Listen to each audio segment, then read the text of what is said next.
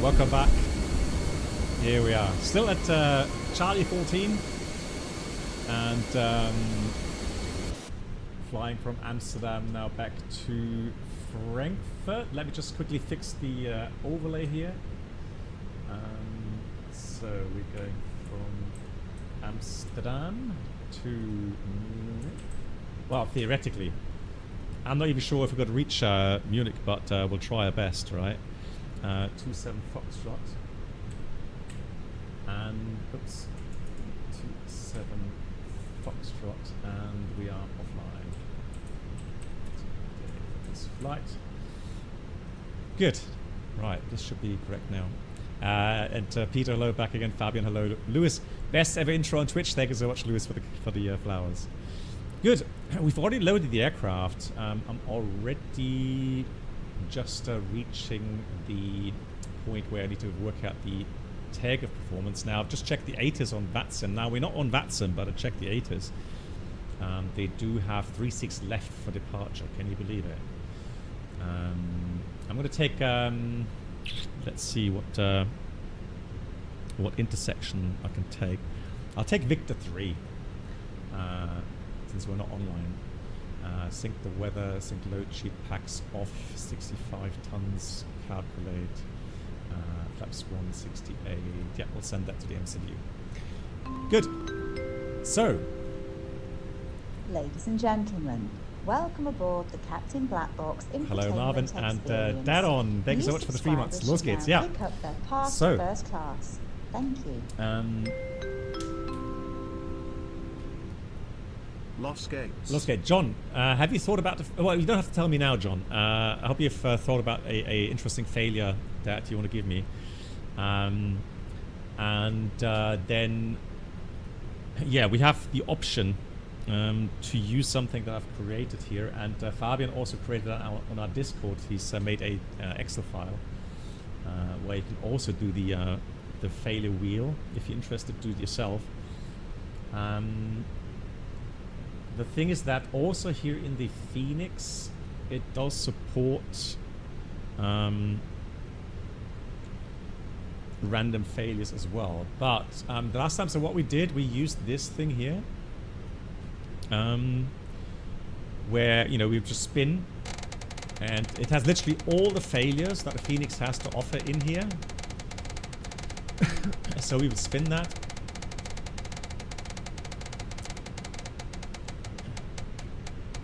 Yeah, John. Yeah, and so for example, now it would tell me yellow ilic pump overheat, right? And then we would enter that.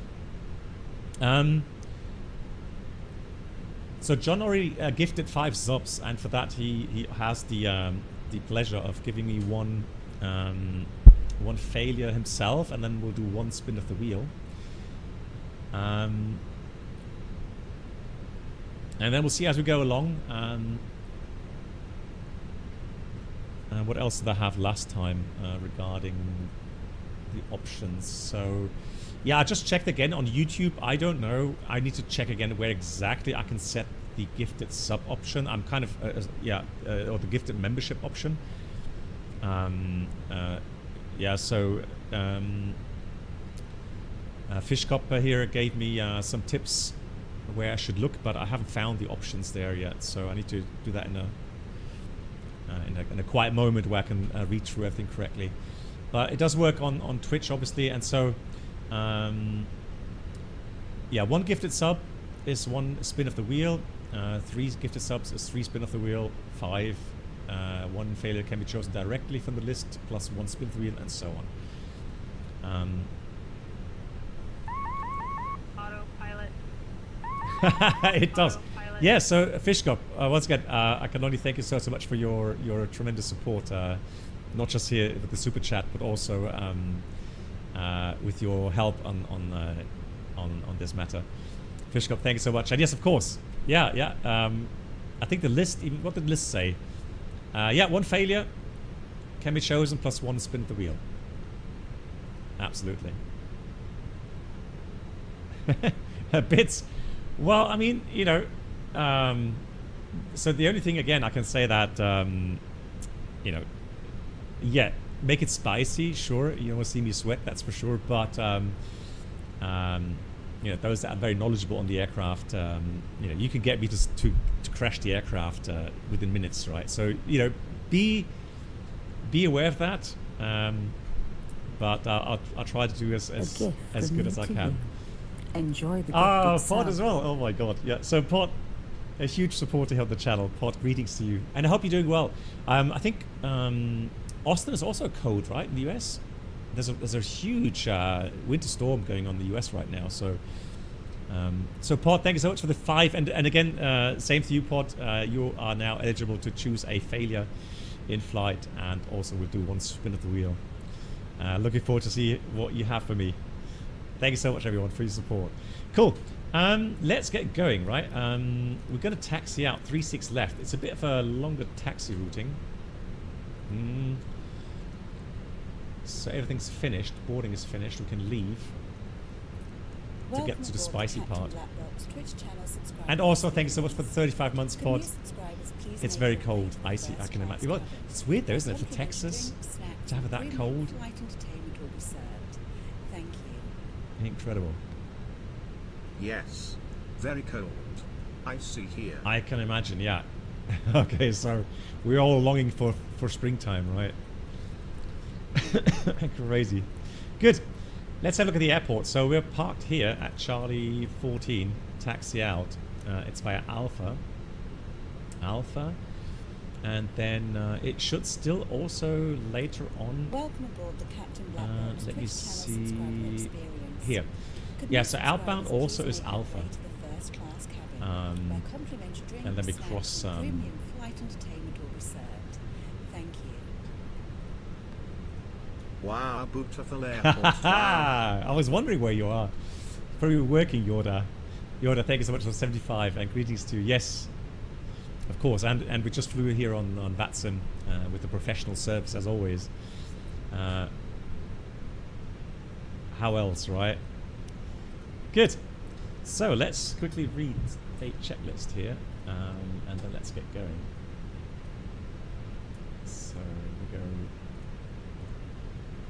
Echo Hotel Alpha Mike.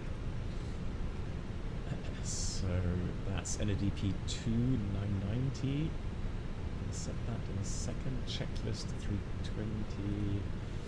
Normal. So cockpit preparation checklist. Sequence covers removed fuel quantity. We have 6,230 kilograms balanced. Then we have seat belts on, ADIRS nav, and bow ref 9980 feet set. Cockpit preparation checklist complete. Let's do the before start items. Hello, Captain. We are ready for pushback. Pushback. Due to icing conditions, please stand by for engine start until push is completed and brakes are set. He even sounds Dutch here. Fantastic. Right, before start, we have parking brakes set. Takeoff speed thrust 149, 149, 149. Flex 68 with the shift here. For Victor 3, windows doors closed and the beacon Departure checks completed. is on. Bypass pin inserted. Before start checklist completed. Right, let me tell him where to go.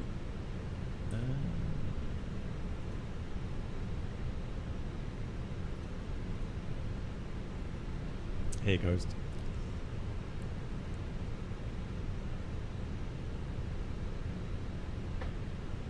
Hello again, Alex. Wie geht's? Hocking gear. Yeah, I mean, last time we already had some spacey failures the last time we did this. But I mean, the main idea, at least in my opinion, is not to get me crashing within minutes. The main idea is to have some interesting failures. And then I can tell you a little bit about the systems, right?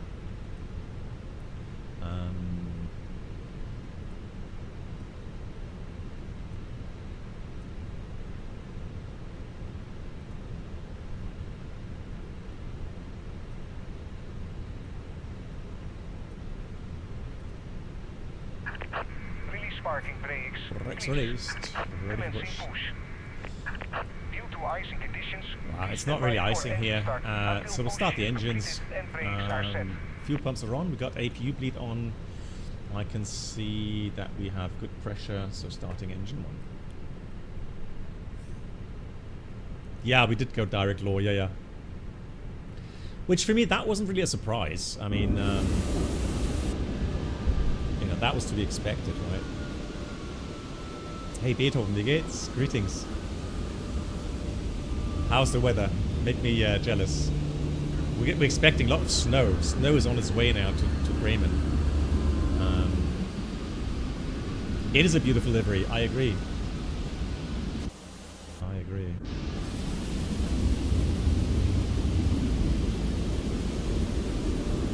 Hey Snark.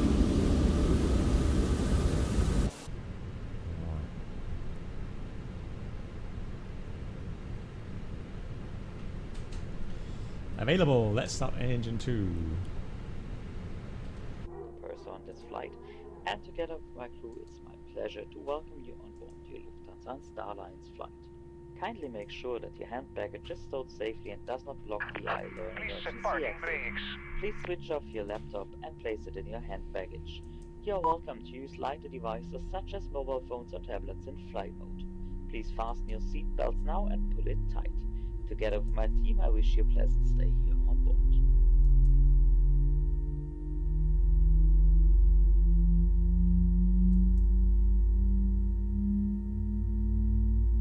Sehr geehrte Gäste, möchten Sie nun mit den Sicherheiten vertraut machen? Fish cup, yeah. Lol.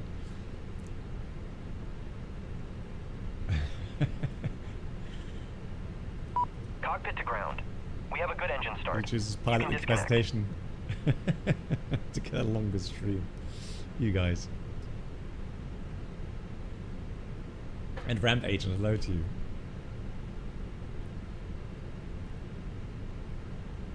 Yes, I did, John. Yeah. Flightsim.to. I specifically searched for Lufthansa, Phoenix, and then I found the...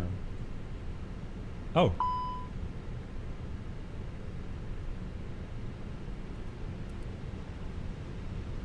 Hello. Unlocking gear. Somebody hacked into my my Airbus. We have ELIC IDG-1 oil overheat. Yeah, I did try that random. Now, of course, yeah, silly me. I just let me just clear that. Tow track disconnected. Bypass pin removed. Left is clear, right is clear.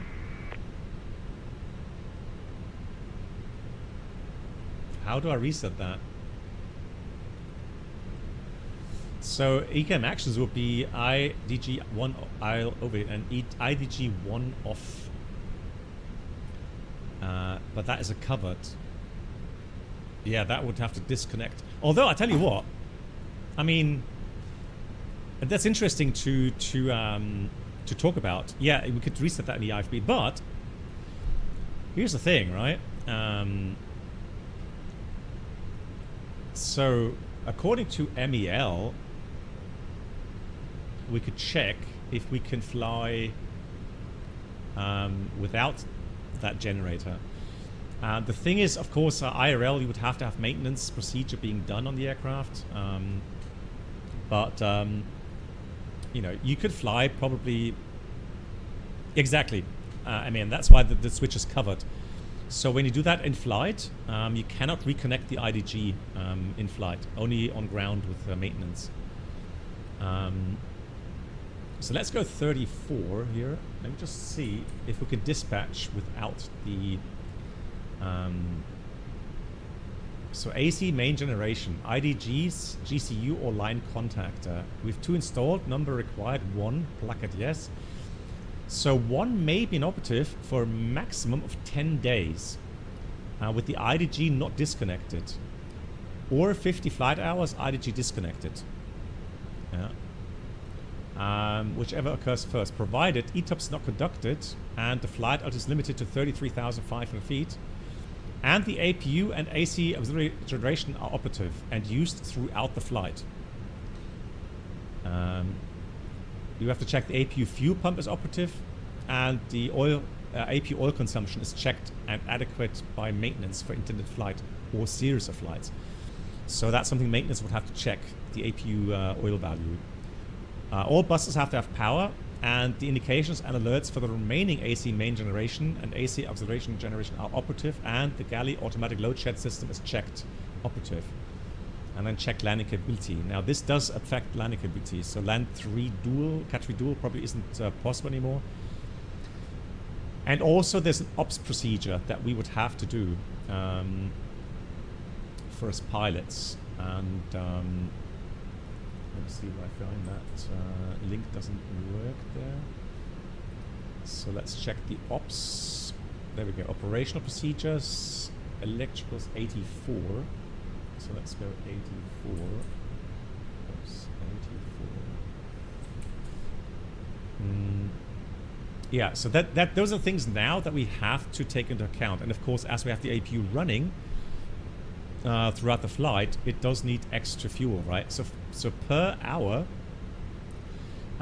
let's say we're flying at max altitude 33,500 feet, it's about 50 kilograms an hour the APU uses, and we have to add that to the trip fuel amount, okay?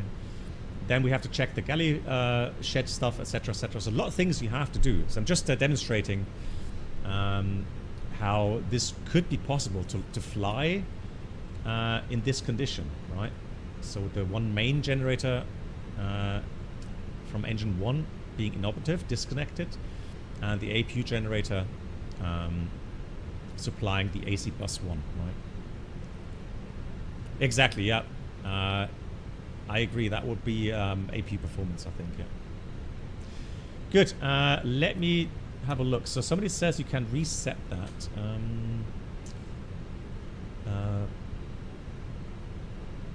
Pull a fun little ring on the IDG with the engine off. Oh, really? After what? The engine has to be off? Are you sure?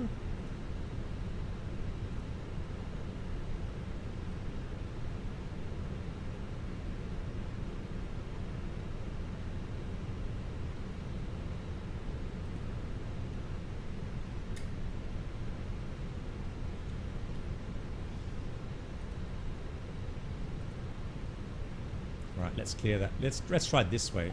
There we go. No, now it's working again. Although the IDG temperature's climbing again.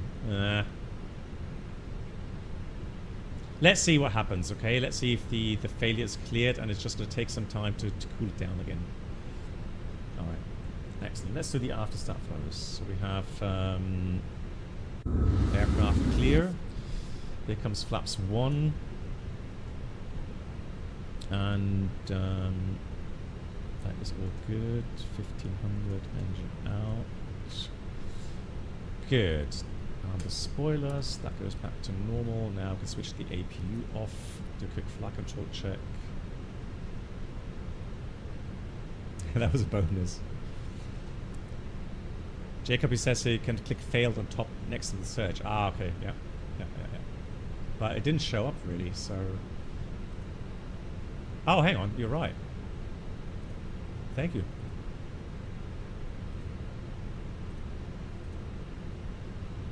Thank you much for that. Excellent. Here we go. Perfect. Alrighty. Good. We'll read the after start checklist and then let's go. Anti-ice off, not required. Ecom status checked. Pitch trim, we need down 0.7. Literal neutral after start checklist completed. Right, let's go on the long journey. Runway 36 left. I hope you're ready for it. Red check.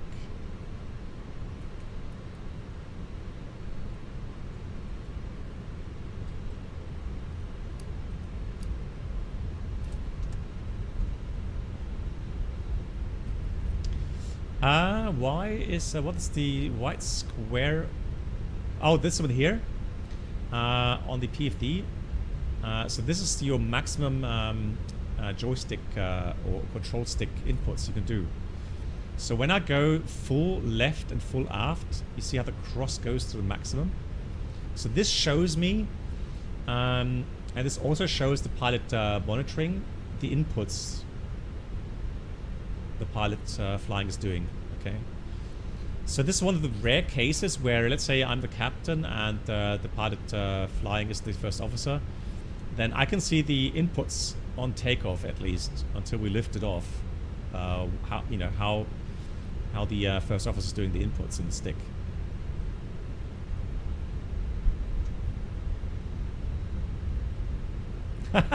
Ghost, yeah. Good night. We'll be back tomorrow for the takeoff. You guys. Cool. Yeah, we can already read a checklist here. Cabin is ready. So let's go with the taxi checklist. Flight controls check. Flap setting is config 1+F. Checking that with the McDo. Radar PWS is on and auto. Engine mode selector is normal. And equipment with takeoff from no blue. XT before take the checklist completed. Right. Now we gotta go right here onto the bridge. This should be the is it standard? I think so, right? So the handcrafted from Masobo. Is it Flight Tampa, really? I mean, if Flight Tampa did a scenery, then I probably have installed it, yeah. And I think there's a fix also on flightsim.to to remove trees on the airfield. You know, yeah, that's true. It wouldn't be the first time someone gets lost. But I tell you what, I mean, on my captain's training on the 737 in 2007, I know it's a long time ago, but I just remember that so vividly. I think literally on every rotation, I was at least once here in Amsterdam. Because for the 737 back then, it was like a standard daily routing.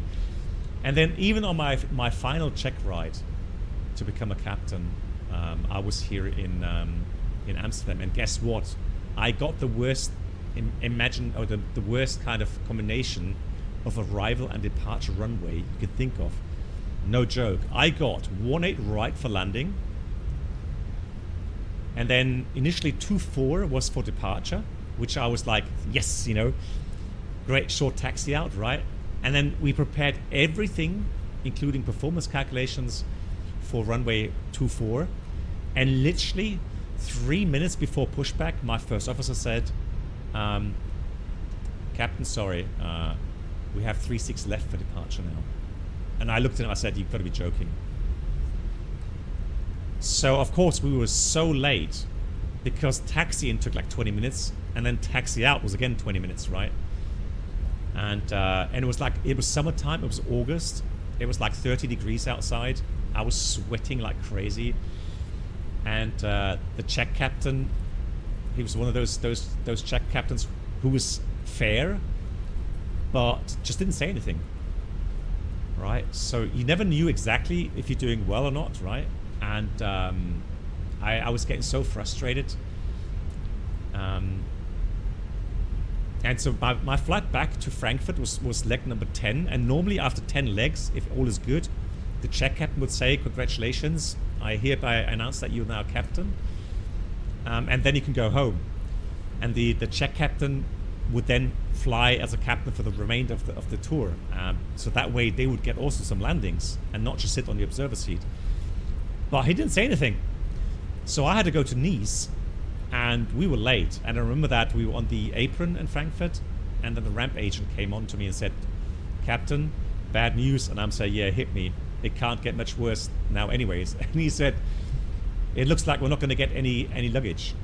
And I said, what do you mean we're not going to get any luggage? Where is it? Well, it's stuck somewhere in the terminal. And so he has no luggage here. And I was like, are you serious? So what? Are we supposed to tell here's Whiskey 5, that's where we cross. Tell the passengers that we're going to fly without their luggage?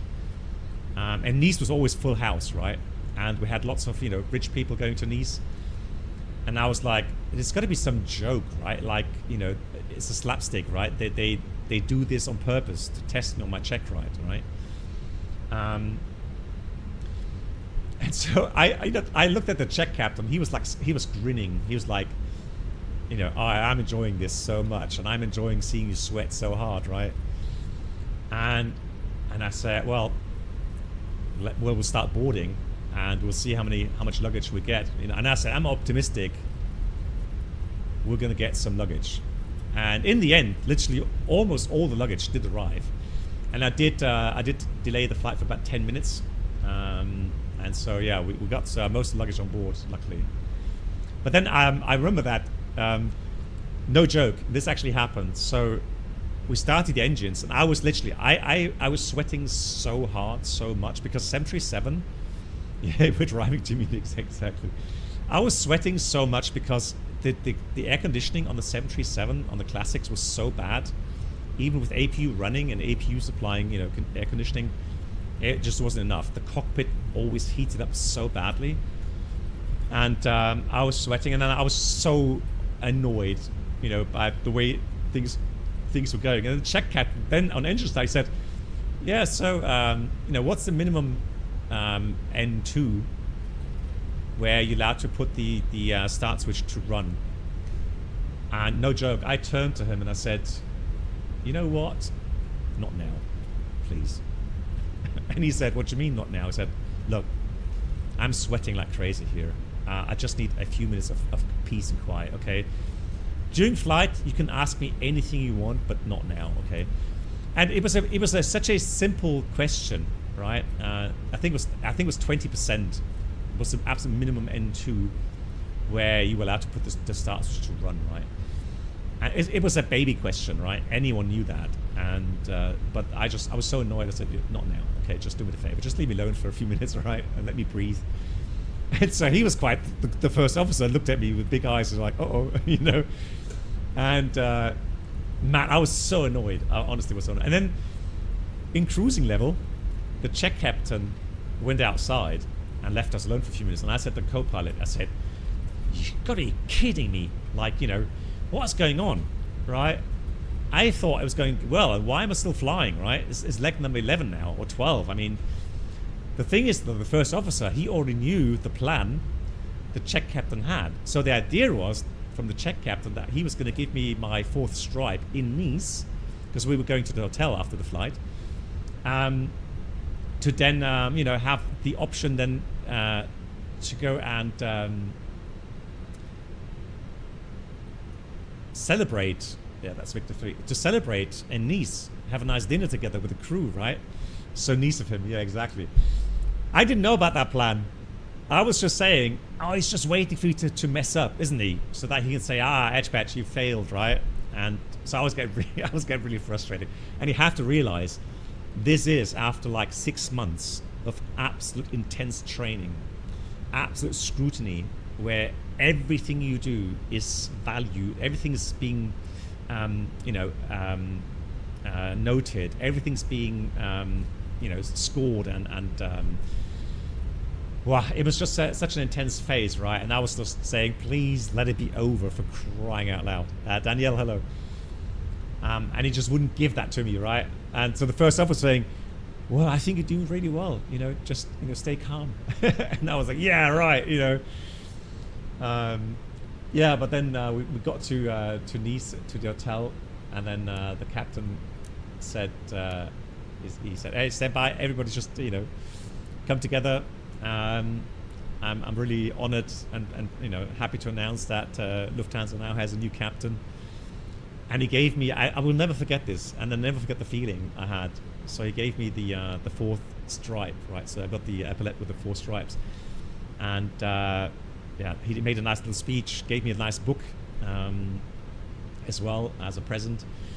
And yeah, and then I thought, finally, you know, I can just be relieved. I've done it. I've managed. And that was one of the hardest things I've ever had to do in my life, that captain's training. And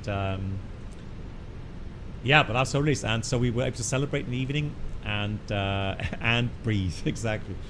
So next day, yeah, we I was able to fly back as a passenger in business class as well. So that was nice. So in the end, all was good.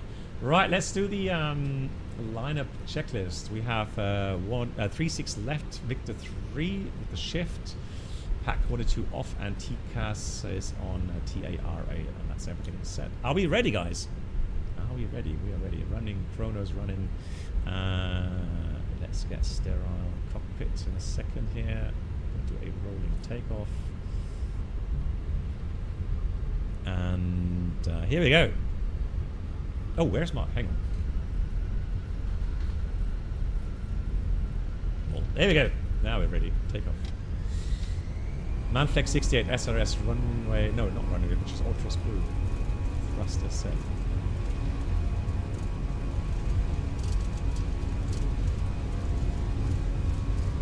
$100 knots.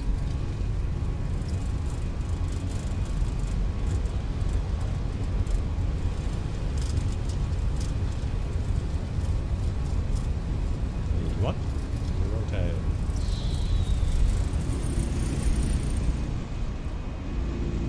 Right. Gear up. I was wondering about the wind. So yeah, wind is 10 from the right. I had to put some rudder in there. Enough. Yeah, the reason... Okay, that's a good question, Psycho. Autopilot 1. The reason why the term runway wasn't on the PFD here, on the announcements, is because there's no ILS signal. So 36 left in Amsterdam doesn't have an ILS, so there's no localizer beam, which is needed for the aircraft to actually have the runway prompt showing, and then you would have a displacement indication as well. Hey Tova.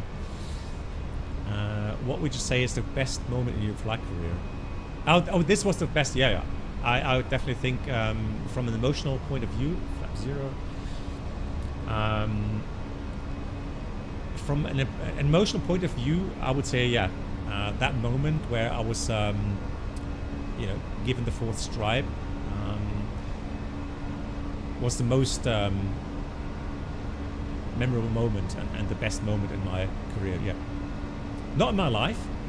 I would say that the best, and I'm not saying it is just for, as a general comment, but the most human touching moment for me was when I was fortunate to be with my wife when my daughters were born, and I think anyone that has been in the same situation, that is truly the most beautiful and most marking effect in at least I can say that in my life. That was the best moment and the most touching moment. McChester, hello. Yeah, you can confirm. I can imagine. Hey, McChester. Yeah, so differentiating between career and family and general life, but for career reasons. Or looking at my career, yeah, being given the 4th stripe has been the most memorable moment. Yeah. Yeah. So so what we've done is we've made a little app.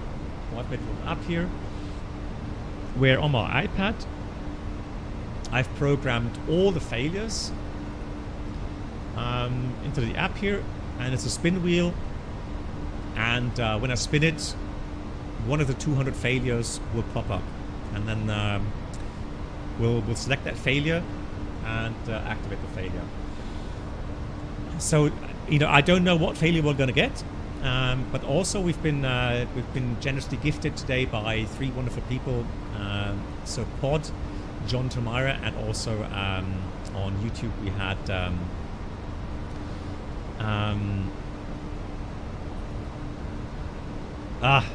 Who Wants to Fly? No, Fishcop. Yeah, because he's got 2 names. So Who Wants to Fly is on Twitch, but Fishcop on YouTube. Same person, just different names. He also donated. So Yeah, we have 3 failures that they are being... So each one of those wonderful people is allowed to give me a failure. And then we'll spin the wheel once as well. So it's going to get spicy for sure. Good. I am happy to go anytime you guys...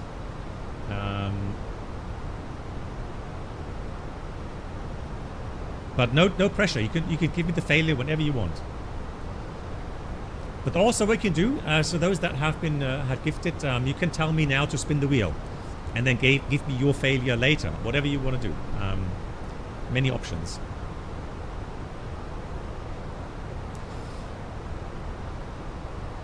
I can have a look at that as well, Ghost. Yeah. But the thing is, Ghost, I would have to check if the EHAM procedures are correct. I have to talk to Bruno about that.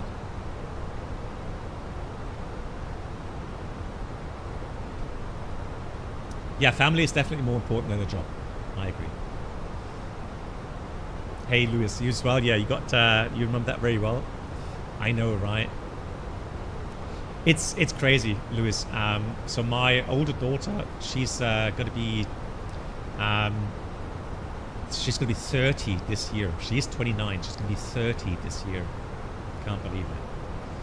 But I remember the whole birth moment so well. So it's such an emotional experience. Psycho? Well, we'll see. We'll see. Yeah. Yes, Narc, it's true.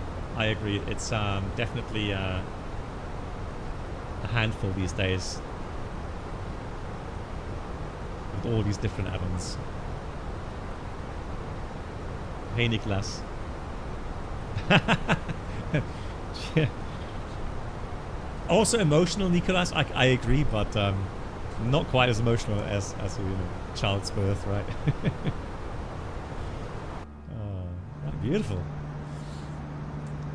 beautiful day here.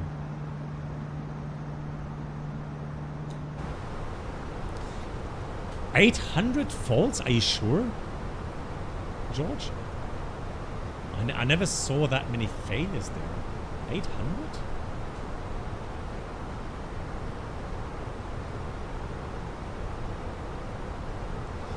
Oh, you asked JetGPT? Wow, okay. Yeah, so dual ADR failure. Yeah.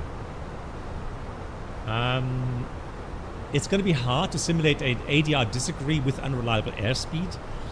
But a dual ADR failure is possible.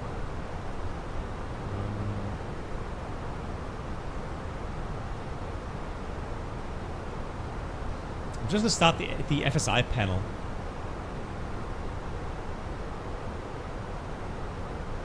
Okay, George. Yeah, I have to check again. So the only thing really at the moment that I'm not happy with is X-Plane 12. Not the toll list. It's X-Plane 12. So I have issues with that. Right. So let me have a look here.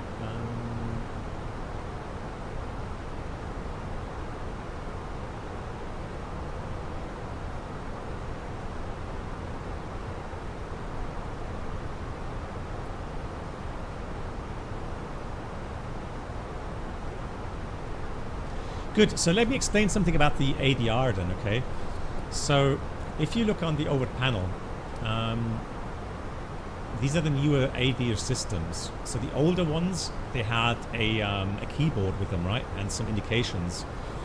I think Bruno would tell you exactly what this box is called. I don't know what the box is called. But the cool thing about this system is that there is, so the ADIRS, right? Air Data Inertial Reference System.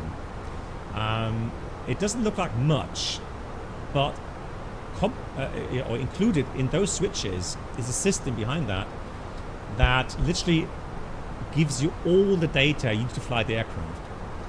So the inertial reference part is responsible for giving you the, for example, the artificial horizon, right? the GPS position, or the, sorry, the position, the IR position of the aircraft, not the GPS, the IR position of the aircraft. While the ADR, so the Air Data Reference System, is responsible for giving you speed indications, its altitude indication. The IR part would be responsible also for the heading, for example. So what I can do, just a demonstration right now, okay, I can fail the IR2, for example, okay. So let me find IR2 fault, and I'm going to fail that now. So there we go, look.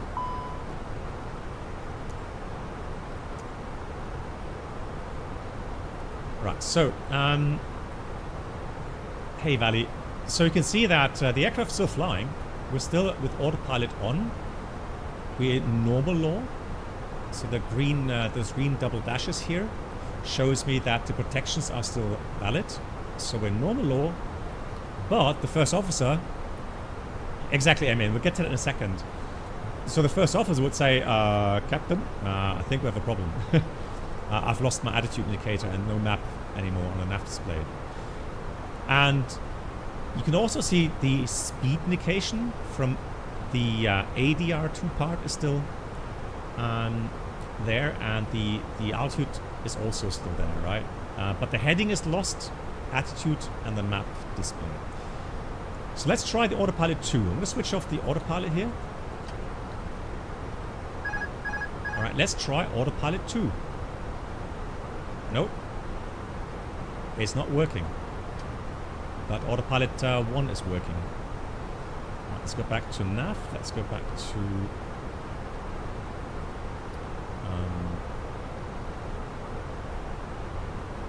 out. Let's have a look. TCAS system 2. Let's see if that, or ATC 2. Nope. Actually, hang on. It's the opposite. So, if we go through the EHAM procedure here, we have nav IR2 fault, and here's what MNN said: attitude heading switch FO3. So you've seen already that we have 3 systems here, right? We've got IR 1, 2, and 3, and we have ADR 1, 2, and 3. Okay. Exactly. The altitude and the airspeed comes through the air data reference. So the IR2 has the fault, and that's why you have these indications here on the number 2 side. Okay, I get my information from IR1 and ADR1. Now we have 3 systems, so what we can do now is we can go and switch the FO side. So attitude heading FO on number 3. So I'll turn that this way. And now, the first officer has all the indications back again. Okay. That's the cool thing about having 3 of the systems. A lot of backup. So the only thing that's now inoperative is ATC transponder system 1. Okay. So if we had that on 1, very likely... sorry, no. Disregard, other way around. It should be 2. That's inop. And we have to switch ATC transponder to system 1. Makes more sense, right? Because let's say the first officer was pilot flying, so he would have autopilot 2 engaged, and the rule of thumb was, or SOP was, if the pilot flying, let's say the first officer is flying with autopilot 2, we should have transponder above 25,000 feet should also be on the number 2 system. Okay. But in that constellation, ATC would get to us and say, hey, Lufthansa 23 Foxtrot, I've lost your radar signal. I've lost your transponder signal. Check your systems. And then we say, okay, we have to get that to 1. Okay. Good. Now we have nav IR2 fault. We have the procedure completed. So we go clear nav, clear, status. And we have some things like IR, so the inertial reference may be available in attitude mode. There's a way to do in-flight alignment in attitude, but I don't think right now on this flight I would bother with that since we have IR3 still available. Now we have a restriction, Cat 3 single only, but you have to be careful with that. That is the Airbus saying it. In-up systems, IR2 and Cat 3 dual. However, you would have to check your QRH, and in there you have a let's see. Yeah. So here under the required equipment for category 2 and 3, you would scroll down until you find ADR IR. You see this? So we could see for Cat 3 dual, we need 2 autopilot engaged, and we need 3 out of 3 ADR and IR. Now we don't have that. We only have 2, okay? But that means we could do Cat 3 single, 1 autopilot engaged, and we could do Cat 2 autoland as well. Okay. So these would be the documents that we would have to check with this. Okay. Good.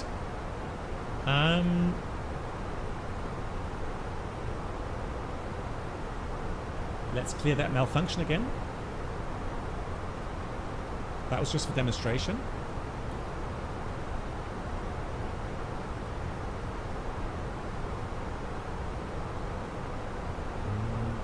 Let's have a look in here as well. Good. Who was the first? I think John. John Tomira, you were the first. Yeah, nothing failed. You were the first regarding to the failure. So John, what have you in mind? Rapid decompression. Okay, well, I mean...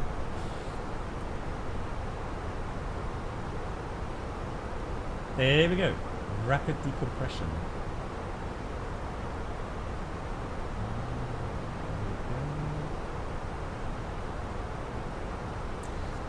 We're going to fail that in 60 seconds, okay? So I can talk about rapid decompression, right? Now, although, I mean... Hang on, disregard. We'll delete that, okay? We're going to climb up to higher altitude. Okay, John, if that's okay with you. Because we're only 25,000 feet.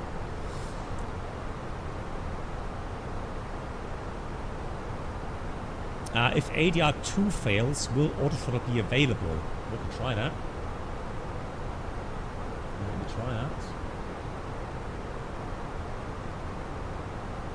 ADR2. I would say yes.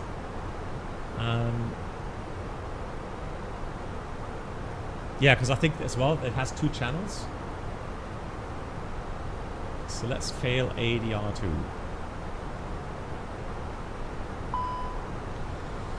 And there we go. So we have ADR2 fault, and as we mentioned before, now we still have the attitude indication because the IR part is still working from number 2, but we don't have speed and we don't have altitude indications, right? But autothrust is working.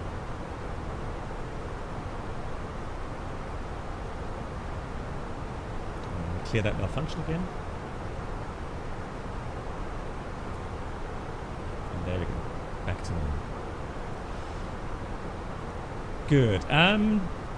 So Pod said he wants ADR 1 and 2. Let me try that, okay? So, good. So we'll fail ADR 1 and ADR 2. That was from Pod. And let's see what happens.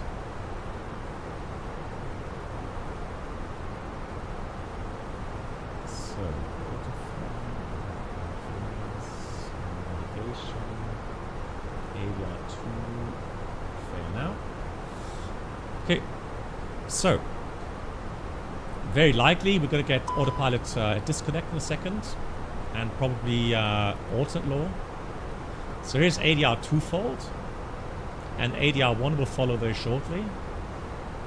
So we've known that we're going to get air data switched to 3, so that the first officer has number 3 information there. And there we go.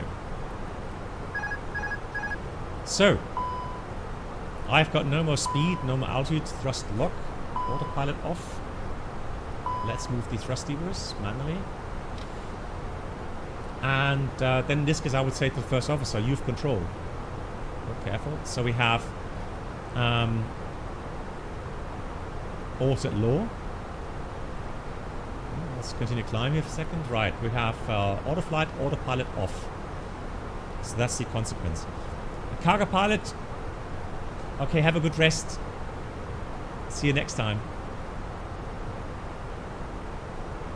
At what system depends the spare horizon? This one here is a completely, it has its own little gyro in there. It's just the altitude information is from the static ports 3, or the standby static port, and the standby pitot port. But the ad indicator here is completely autonomous. So even if all 3 IR units fail, you still have this. Yeah, exactly. Good. So clear autoflight. NAV ADR 1 and 2-fold. ADR switching, or air data switching, Captain 3. So now I'm going to put this to Captain 3. Now I have control again. Then we have ADR 1 push button off. Make sure you get the right one. And ADR 2 push button off. Clear. Yeah, we have now transponder 1 plus 2-fold. So ATC would definitely give you a call. They would be worried because they're missing your transponder signal. Clear nav, flight control, alternate law, protections lost. Yep. Clear flight controls, auto flight, auto thrust off. Clear auto flight. And that's it. That's the whole procedure. Okay. I can tell you now though, what's something we can't do right now? What's something we would have to do in this airspace right now? Yeah, exactly. RVSM. Yeah, we are not allowed RVSM because I try again. Autopilot 1, autopilot 2. They're not working. Right. We need one autopilot with an altitude hold function, which we don't have. So we'd have to descend below level 290 to get out of RVSM. Right, this will be the first thing. Looking at the status, max speed 320 knots. Approach procedure for landing, use flap 3. And then we would have GPWS landing flap 3 on. Already on. Approach speed, VREF plus 10. Now, again, if you don't have a calculator for the approach speed, you would have to use, on the approach page, config full VLS 132. And on that, you would add 10 knots. So this case would be 142. Put that in here manually. And then we would select config 3. It's just the way it is. Okay. Landing distance procedure apply. We have to do that because, well, I mean, I guess because we are in alternate law. But we have reverser, we have auto brake. Yeah, it has to do with alternate law for landing. Also, yeah, and then direct law when landing gears down. Okay, later on, landing gear down, direct law. Okay.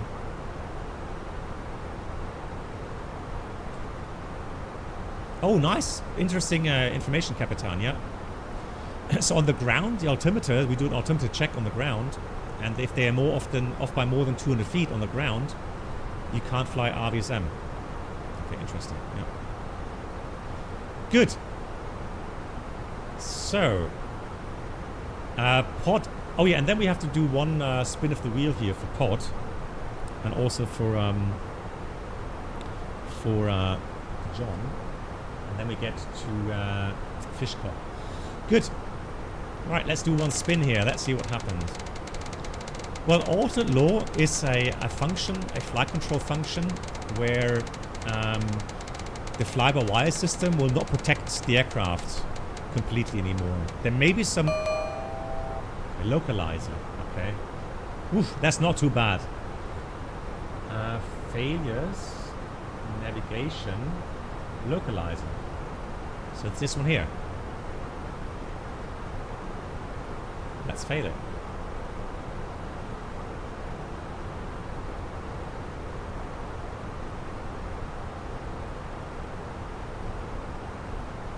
And here's 35,000 feet.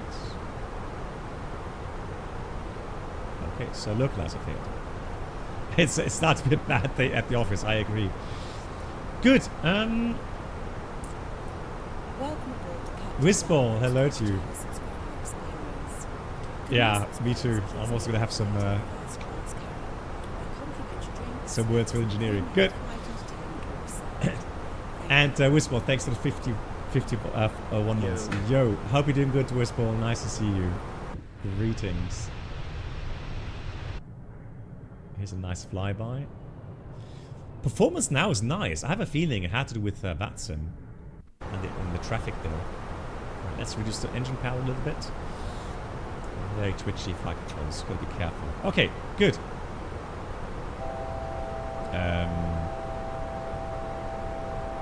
Thank you.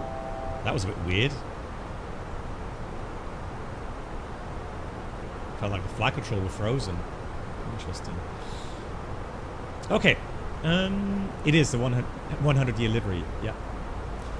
Good. Now, that was from John. Now we come to the spin wheel from Pod.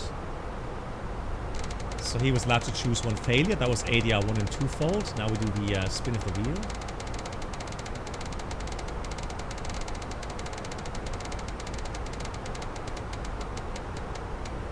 Oh no!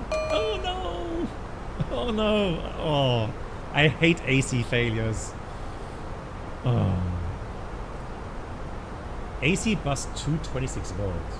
Oh no!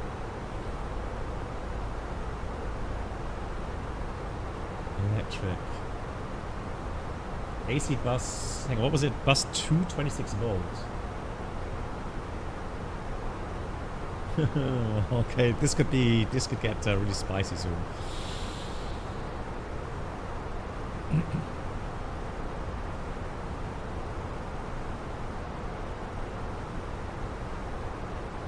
It's failed.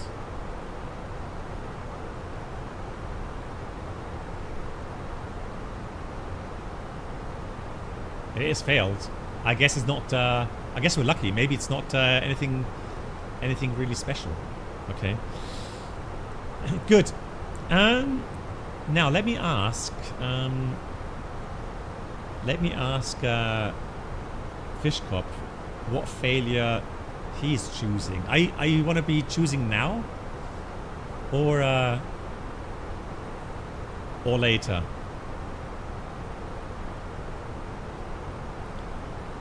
Because then we'll do a decompression.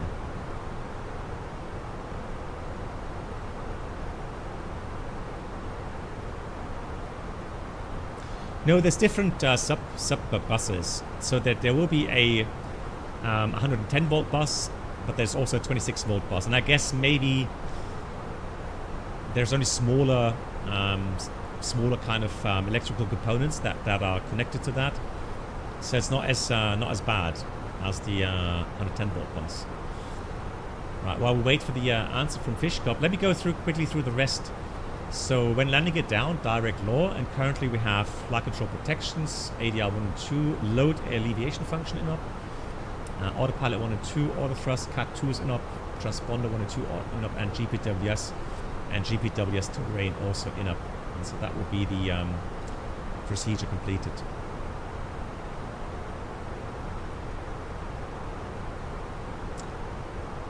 Fishkop, yeah, the failure. So you'll have to choose one failure. Do you want to do it now or later?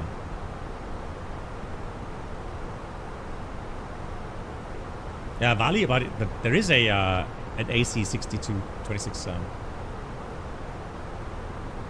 Yeah, Thursday will be next stream, MAN.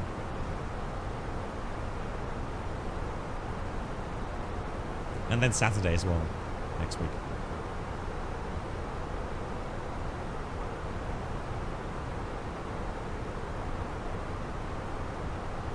Okay, fantastic. All right, we'll do the... So we'll do one more spin of the wheel from Fish Cup this time. So let's spin it now. Ah, okay. No worries then.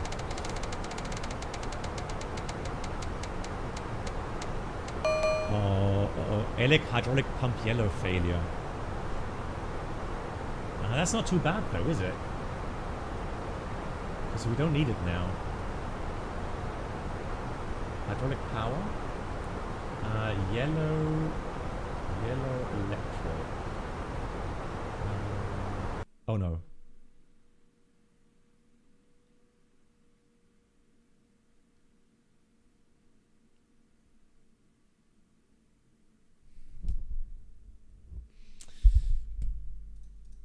I didn't even touch the failure yet. Yeah, I did nothing. Like, I didn't touch the failure. I just looked at the list. Completely random. Nothing. Touched nothing. All right, don't worry. We're gonna get ourselves into the flight level with the FSI panel. Let's have a look at the event viewer here. System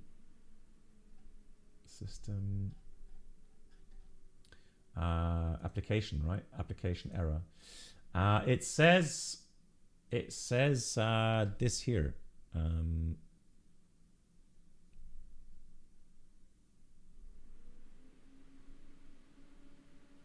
Just flightsim24 application crashing events. Yeah, failure selected. Okay, but anyways, so what we'll do, we're going to zoom ourselves into cruising level again. We can do that really quickly. And then we'll do the rapid decompression. Rapid decompression. The rapid decompression, so when we practice that in the flight sim, IRL, it would normally be done in a way that you would fly along and then you would hear a loud bang and, you know, kind of a hissing sound, right? The air leaving the aircraft, right? And if you didn't react, then the instructor would say rapid decompression, right? So upon hearing that, of course, you can't simulate the pressure drop, right? Because IRL, if you're flying, let's say at 35,000 feet, and you have an explosive kind of decompression, then imagine all your cavities in your body then would have overpressure in relation to the air around you. So any overpressure air will try to get out, right? From your lungs, from your stomach, and your intestines, right? And you can imagine as well, that's why you need good teeth. You need to have, you know, make sure that your teeth are all in a good state, because if you have, like, you know, some air in a cavity somewhere in your teeth, imagine that air suddenly expanding, you would have tremendous pain. So you know, the same for you know, gases in your belly, that can also cause tremendous pain, right? Ears could hurt, yes. Worst case, your eardrums may rupture. Good night to you, Peter. No, I've never had a rapid decompression IRL, luckily enough. I mean that would be terrible, to be honest. So let's do that. Aircraft stabilize. Right, we're on live weather, but not lifetime.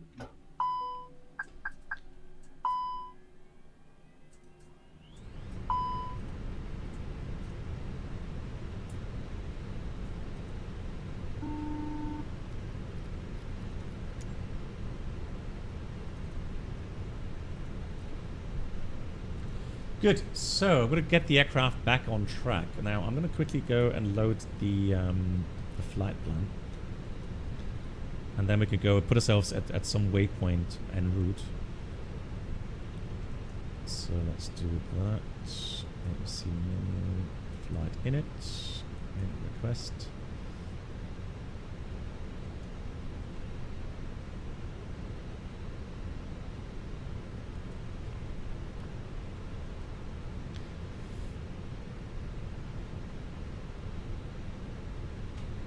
So then I'm going to select myself a fix. I'm going to select a waypoint, create that, new waypoint. I'll pick a nav8 fix. So from the flight plan, we are going to just get a fix after top of climb. So dojo. So dojo it is. Dojo. Here it is. Select. So we'll go with 150 or something. 118. 5 miles. So we'll go at 35,000 feet. 35,000 feet. Heading will be also 135 or something clean.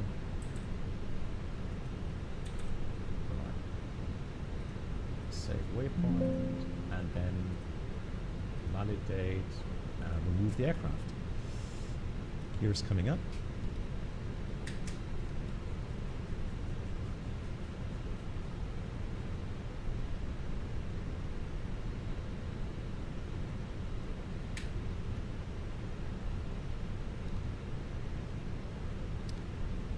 Set 35,000. Oh yeah.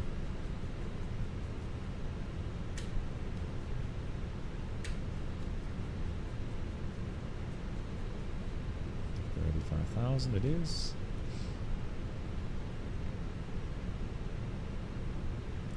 Yeah, so these indications. Now the thing is that when you have Vanderlei, good night to you. So the thing is that when you have that rapid decompression, the startle effect, right?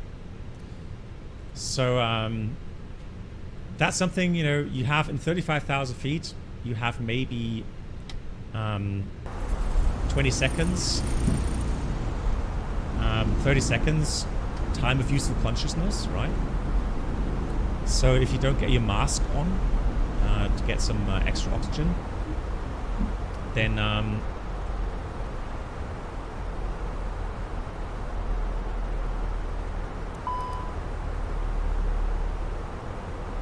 you know, you could potentially become incapacitated, right? So that's why it's really important that one of the pilots calls out rapid decompression, so that both pilots know, or any crew member in the flight deck knows, okay, that's what we got, and then put the mask on, right? That's the very first thing. That's one of the memory items, mask on. And then there's separate things you have to do. Communication established, right? So for the communications, there's a boom mic in the mask. So here in the mask on this side here, right? There's a microphone within the mask. But to have that active and to hear yourself internally, normally you have that switch on interphone. But the problem is, that's a hot mic. So that when you breathe in the mask, it makes a tremendous, horrible sound in your headphones. So it's very important that you actually get down here and switch this back to the middle position, so that you're not on hot mic anymore. And then what you do, you could put this to interphone and just quickly press that down. And you know, talk to your buddy there. Say, hey, how can you read me? You know, do you hear me? Yeah, I hear you fine. And so on, right? Communication established.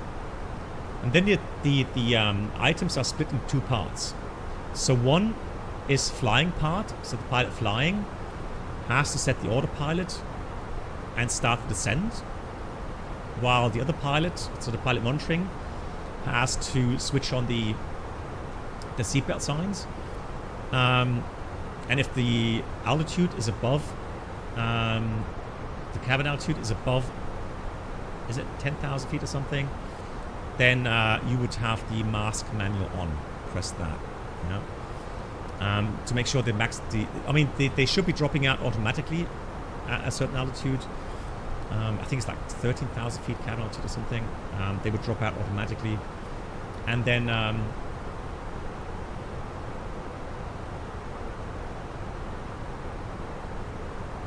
But you would make sure that you know, the masks are out. So it's like pressing it again to make sure, yeah, the masks for the passengers are out. Also, a good thing would be to switch on the lights, right? If it's dark, or you know, so other traffic can see you more easily. Get the transponder to be low, and then also dial in 7700, so the ATC immediately knows that you've got the problem, right? Next thing to do, so what you do that in 3 steps. So pull, dial down at least 10,000 feet, or the minimum safe route en route altitude. Is it 14? It was like 13,700 something. It's a weird number. Good question. Do we press expedite descent? Hey Tabas, and the answer is no. And I'll tell you the reason in a second. Let me just get down to 35,000 before we start that.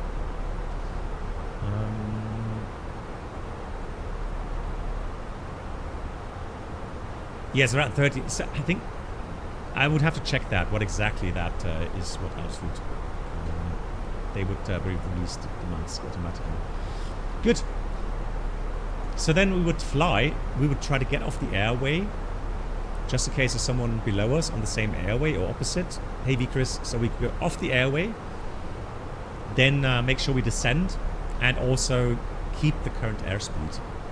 And the reason is, let's say one of the cargo doors has blown out. You have potential airframe structural problems. So you don't want to increase the stress on the airframe by going faster. So you want to keep that dynamic pressure constant. So you would try to keep the current speed, right? Good. So we got everything now managed. Let's go direct to...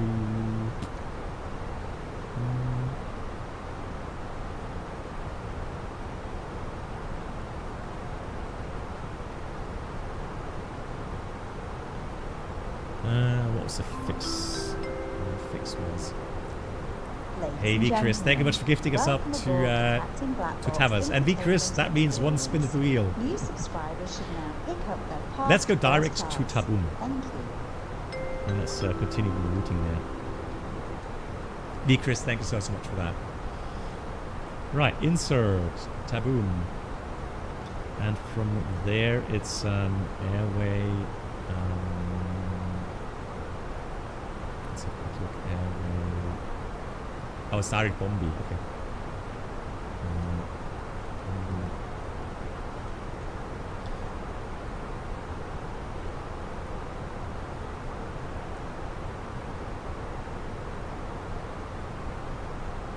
Right, and then in it.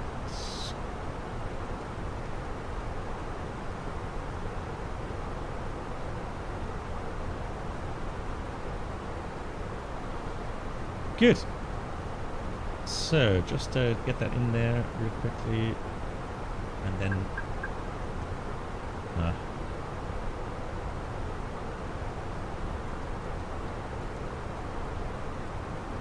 so again, Taboom, Bombi, and then we can do the failure. So, one thing is though, initially there's a lot of things that you have to do.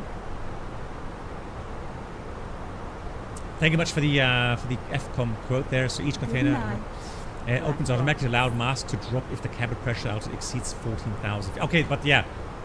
Okay, so that generalization depends on the sensor. Plus 250 minus minus 750. So it's a bit of a variable in there, right? Voyager, good night. See you soon.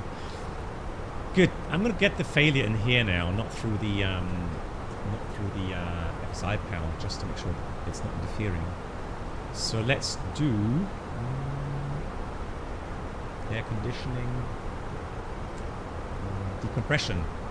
Okay, yeah, I was saying that a slow decompression is much more critical, right? Because you won't feel the immediate effect. Pressure's dropping slowly, and you may not understand what's going on before potentially it's too late. I mean, you're going to get warnings at some point. But again, startle is the biggest issue. Right, so let's see what bells and whistles say.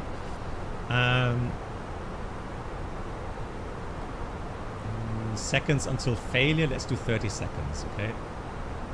Apply. Right. So let's see. So we could say, yeah, service is ongoing, seatbelts off. We're having a nice coffee here. Talking. Oh, I need a bit more fuel here. Let's go. Let's do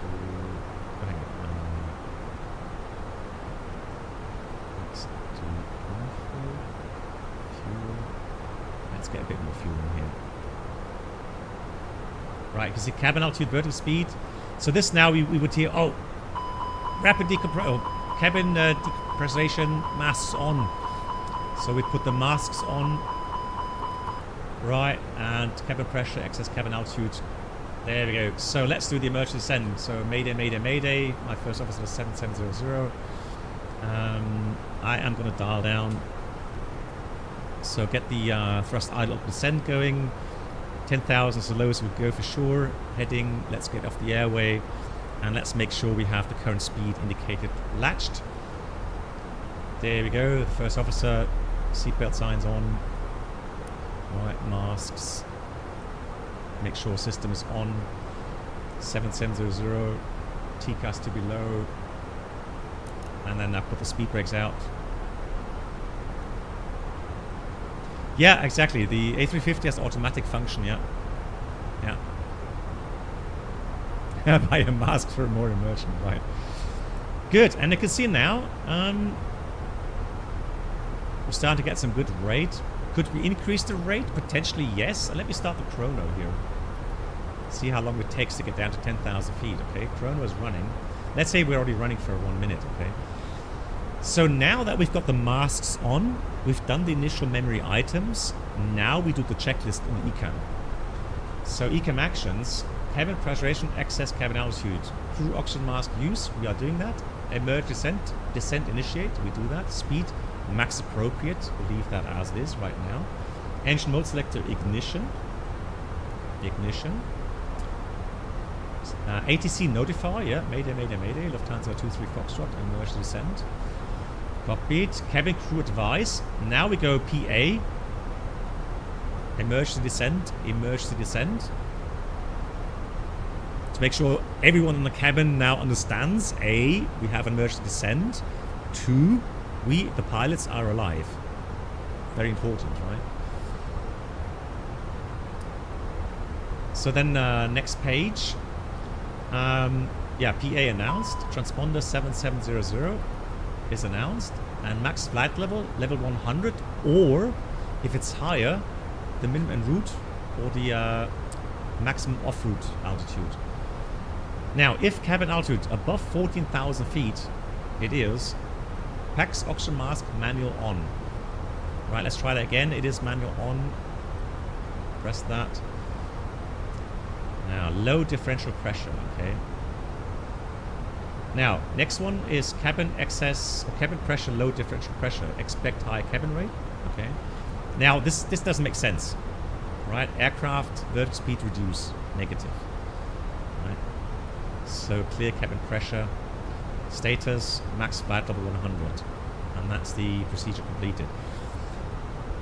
I know, right? This line shouldn't be there, right? It should be ignored by the system. Now, this is something pilots sometimes forget when they do the memory items, and they are so kind of immersed and involved in getting the aircraft down and flying the aircraft, you still have to do the procedure.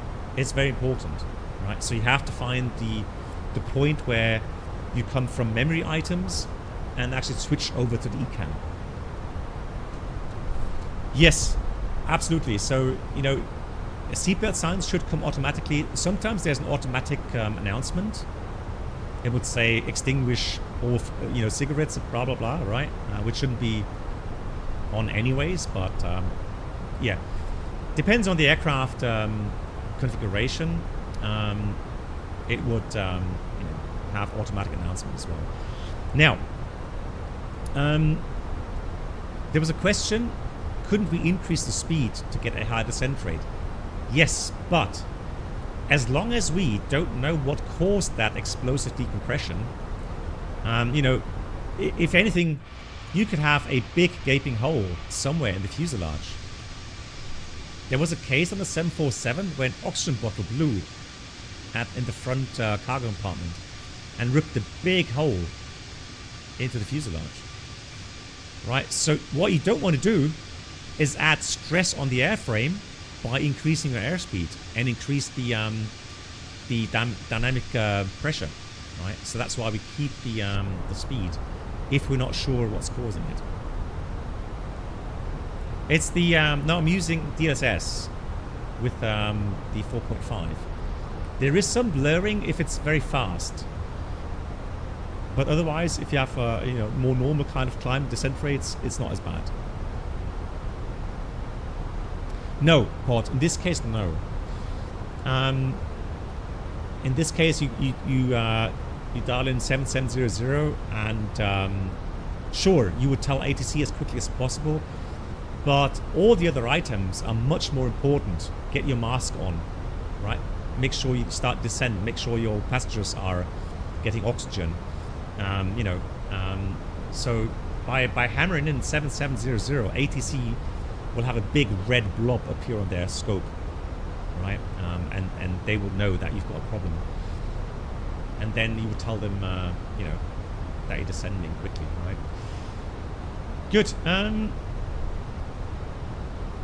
So we can see it's been 4 minutes. Now, if you descend down to 10,000, anything within 10 minutes is perfectly fine, right? So your passengers will definitely have oxygen for 10 minutes, guaranteed. Usually much longer. But the 10 minutes is a time to reach 10,000 feet. Look, we descended from 35,000 feet. So even if we're at 39,000 feet, within like 6 or 7 minutes, just with speed brakes out and normal speed, we would get down to 10,000 feet. It's no problem. Right? That's all you have to do. So now that we're going to start slowly leveling off at 10,000 feet, you could go into the expanded procedure from your checklists and read about what else you could do.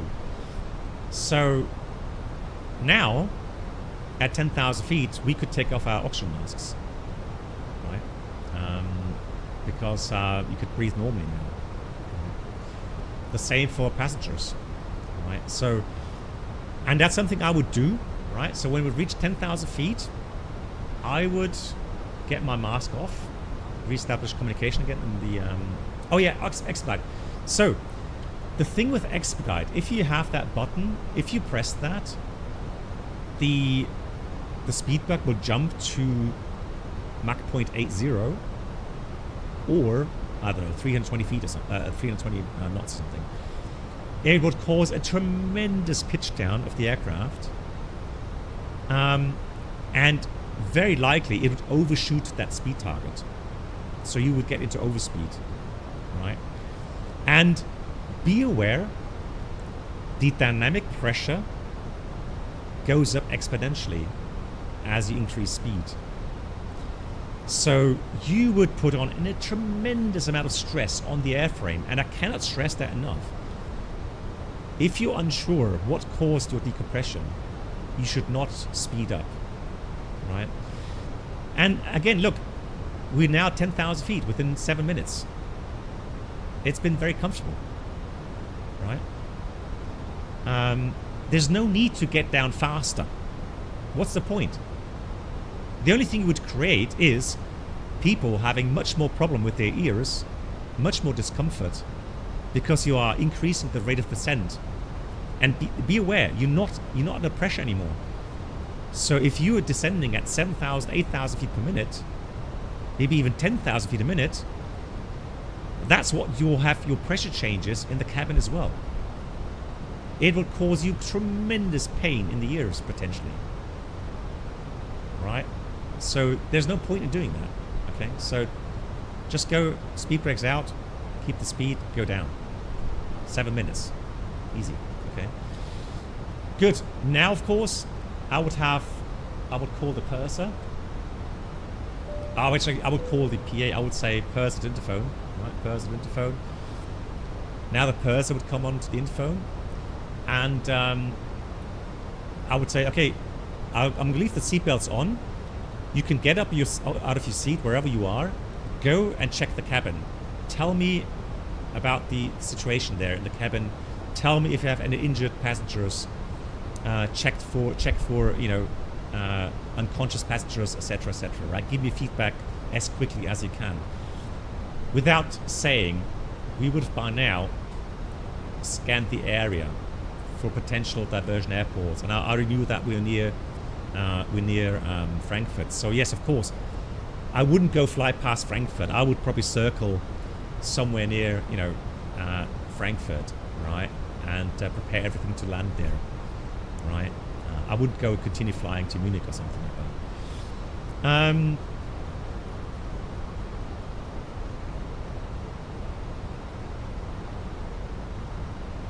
Initial, yes, but Airbus, but initial, but then on top of that, you are creating again a huge pressure change and discomfort for people. Again, give me a reason. Well, give me an argument, Airbus. What advantage would you have reaching 10,000 feet in 5 minutes compared to 7 minutes? Tell me the advantage you would have. There is none. Right? So that's why you would just go down with speed brakes and you would reach 10,000 within 10 minutes, easy. Even if at 39,000 feet, you would reach that. And you only have to get below 13,000 feet within 10 minutes, not down to 10,000. Right. You have to get down below 10,000 within 30 minutes without oxygen. But that's a different topic. Yeah, and again, expedite button means, yeah, maybe, much more pitch down and the potential risk of getting into the overspeed. Right? Expedite, I've only used expedite for climbs, but not for descents. And there's actually airlines that don't allow their pilots to use the expedite button. By SOP, it's forbidden. And there's actually lots of Airbuses out there that don't have the expedite button anymore.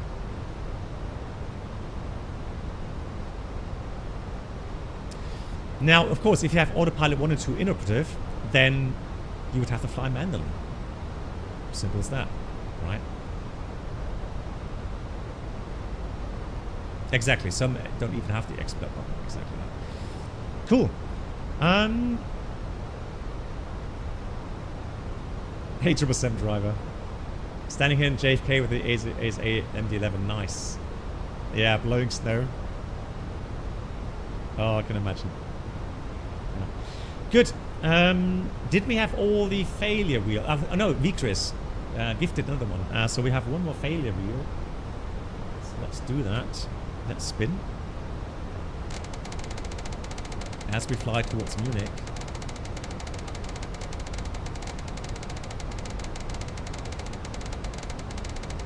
Oh yeah, no doubt. So if you have alternate law, no autopilot, outer tank low fuel temperature advisory. Okay, well, that's not a big thing. I'll add to that, but that was lucky. Good. Now we have one more failure to be given to us by Fishkop. Let's So search outer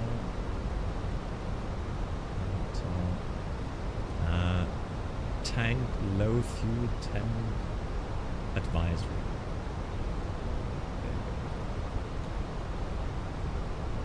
But that's just for the fuel, right? Ah, okay, no, it's telling me it's cold fuel.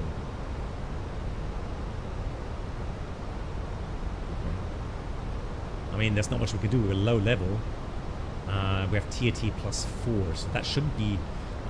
That shouldn't really happen, right? The Neo menus only go around. Okay. Good. Right. Also, we'll get back to failed ADRs, correct? So we had 2 ADRs failed with altered law.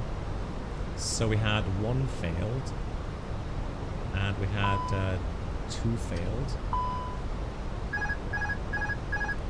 There we go, and then we did the whole procedure. Air data on 3 for the captain. Then we have this and this. Alternate law, protection lost, max speed 320 is checked. Also manual thrust. And for the status, we did say we need flap 3 when landing it down, direct law, and then we would have to calculate the landing performance for that failure as well. Now let me first get the weather fuel vaccine here.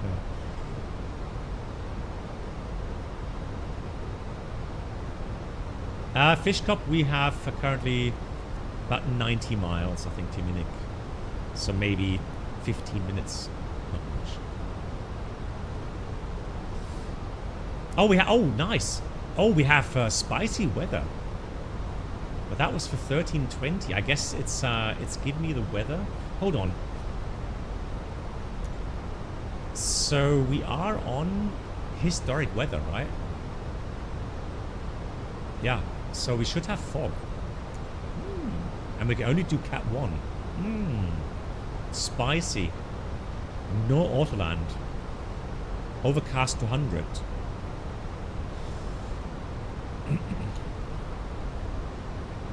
Now let me try also have a look at Nürnberg.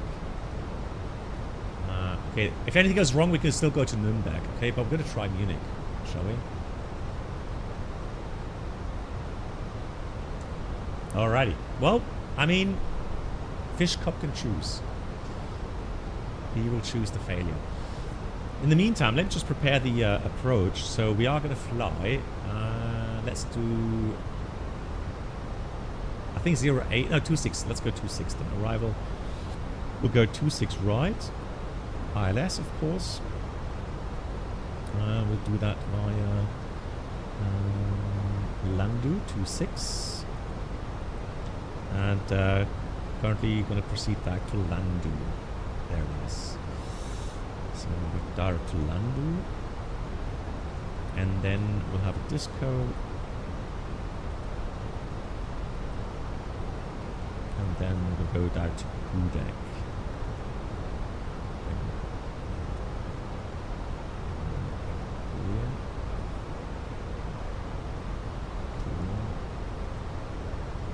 Clear. There we go.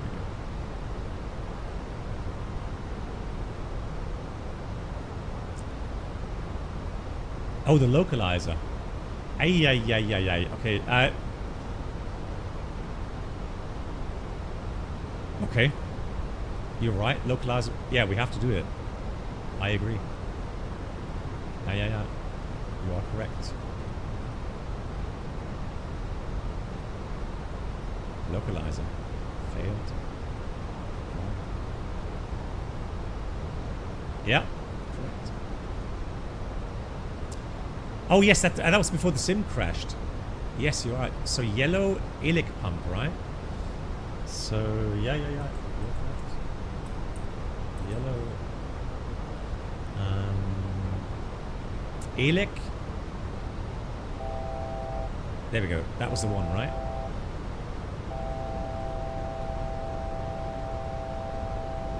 And, oh yes, and, yeah. My God, all the failures, jeez. I'm glad I have you with me. That you remember all the failures. So, Kappa. That was that one there, AC226. Alright, failed. Anything else? Anything else I can give you?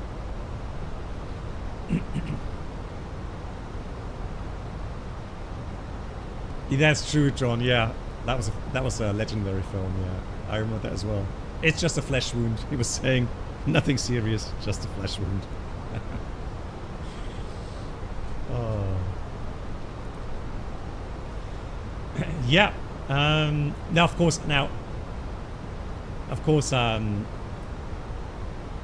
with this, all these failures, we probably wouldn't even fly to Munich. Autopilot. Autopilot. What's happening? Autopilot, hang on. Oh my God. Oh no. So Cat Meow, thank you so much for the €20 super chat. So he says flaps wingtip brake. Oh my God. Okay. Where's my mouse pointer? Where's my mouse pointer? Eh? Huh? Oh. Oh, my mouse has died. I quickly have to get my cable there for the mouse. Give me a second. It's gonna get interesting.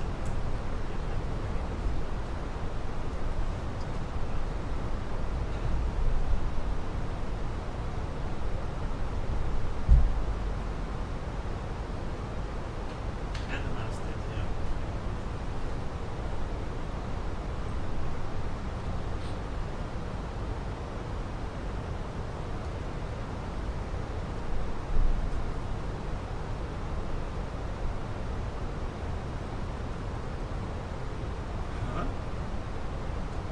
I don't see it. The mouse isn't back. Where's my mouse? What happened? My mouse is gone.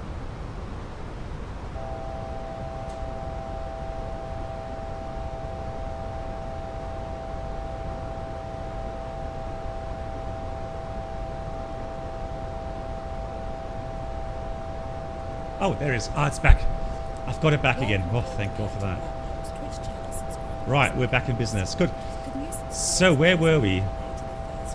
Oh, wingtip failure. Hey, I know, Victoris. Yes. Very cold. I see here.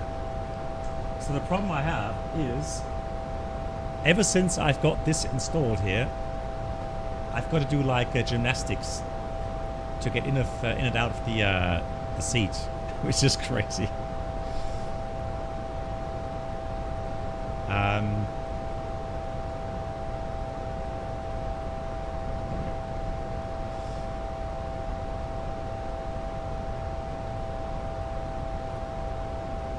I agree.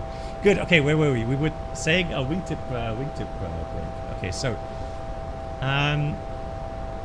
so the thing is, flaps. Flap controls. Hang on. Flap. Oh, flap. So flap's locked, right? Why is my side stick not working?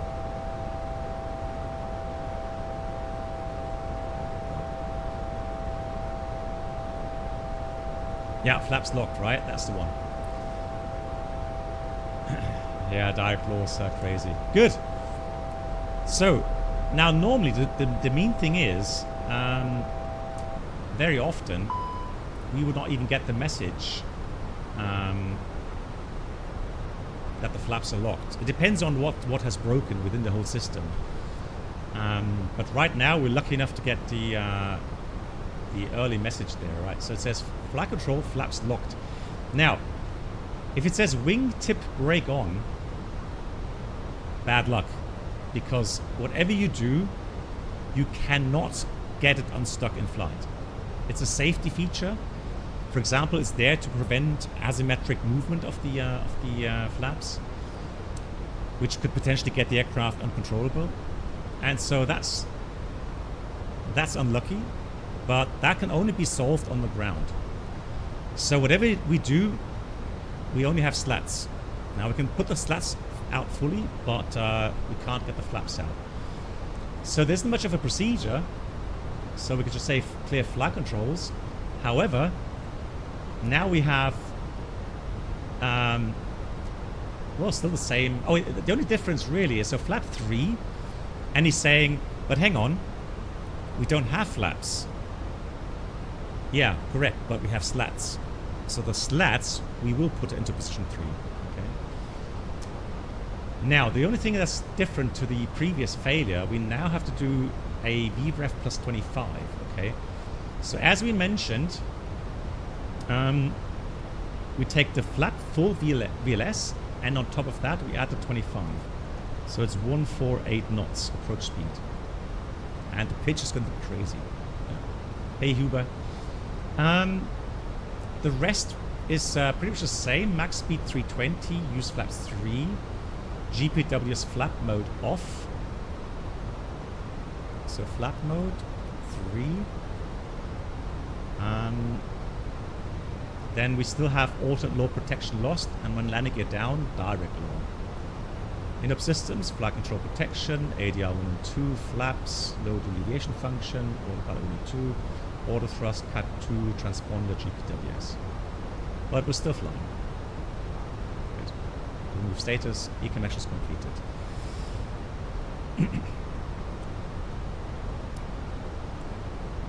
Yeah. So how do we determine then where we need to go? And one of the biggest factors in that regard, we have to work out our landing distance requirement, okay? So currently we are weighing, that's not right, hang on. Let me increase the weights here quickly. Config, max cargo, I'm gonna get to 155 passengers, okay? So get a proper weights in here. So now we have a zero fuel weight of oh, hang on. Oh, that's not right. Check weight. Cargo. Okay, let's put this to 1,500.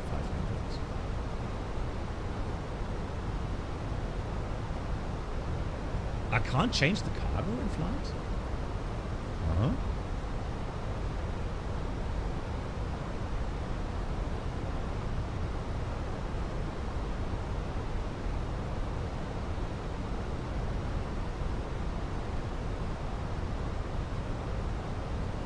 Now I can. So 57.9. 57.9, that's more realistic. And we have 31.9. Want some proper values there. Right, there we go. Now that's correctly entered. Let's now work out the land performance. So we're currently weighing 61 tons for landing, okay? So 61 tons for landing. We'll use max manual braking, flap 3, and then we have some failures. So flight control system, auto direct law. Yeah, I'll have to calculate that.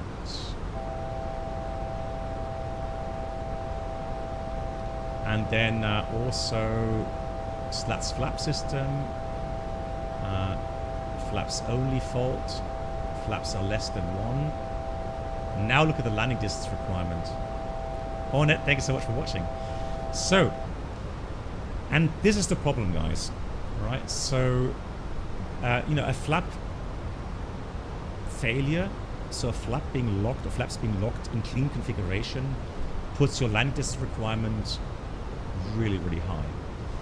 So I'm not even talking about factored. I'm talking about just the landing distance requirement. Now, in an emergency, I could just take the normal LDR, but that's still 3,000 meters, right? So how long, can somebody check how long is the landing distance in Nuremberg, please?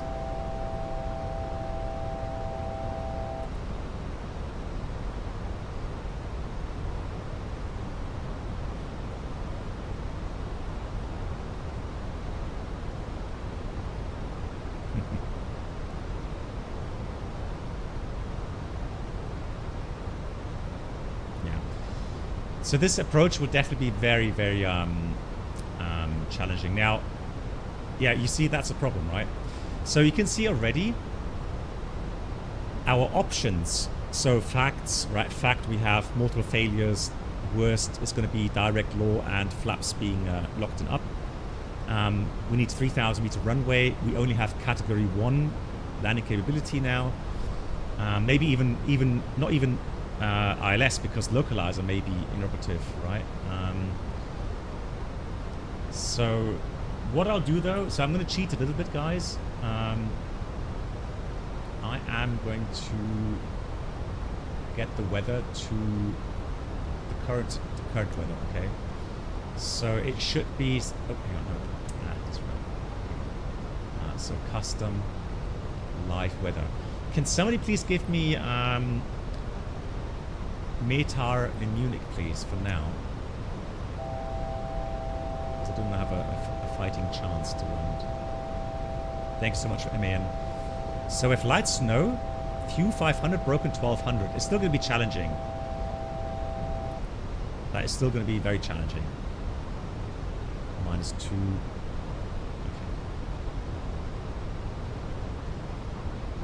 Yes, one more spin of the wheel. You're right. Thank you so much for noticing that. But sure, I mean, why not, right? What can possibly go wrong? Let me do that. Come in now. Engine failure now. Yanis, you're starting TPPL. That's cool to hear, Yanis, and all the best for your PPL training.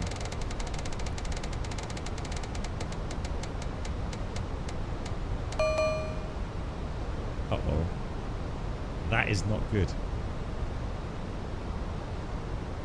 That means at least manual gear extension. Hey, Alex. Oh, Alex, you're going to enjoy this, right? You love this, I can imagine. I'm starting to get really worried.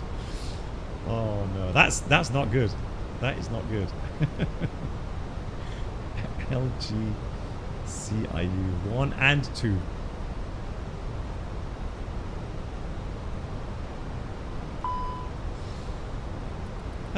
Oh dear. LG CIU 1 and 2 fault. Thank you, Fish Cup. Yeah, we still have one more failure. Oh no. So, landing gear gravity extension, as I mentioned, and GPWS system off.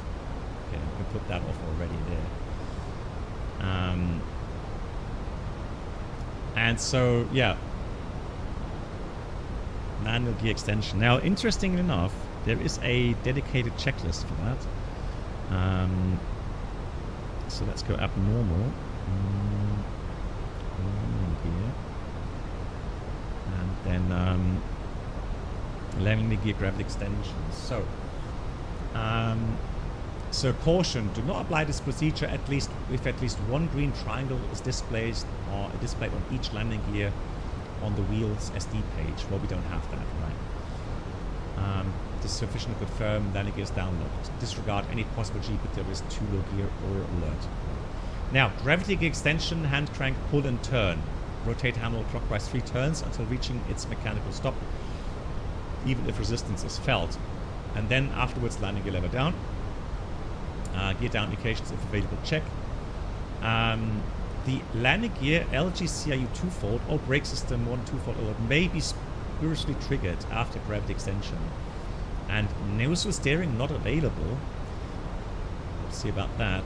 Now, if successful, If successful, do not reset the gravity gear extension hand crank. And then you have if unsuccessful. Well, we'll see. Right, that's a checklist I'm going to do. We'll see. Right, let's get radar vectors now towards the final. And we'll descend down to 5,000 feet, slowly. And the altimeter is... yeah, I have to fly manually because ADR 1 and 2 fault, yeah. We have QNH994 currently. Let's do that. Yeah, I was just talking about what options we would have, right? So, you know, if you need a landing distance of at least 3,000 meters, there's not that many runways available that cater for that, right? Okay, so those who steering should work, as it's only applicable for FSM. We have nose steering on green. Yeah, nose steering normally is on also on yellow then. Okay.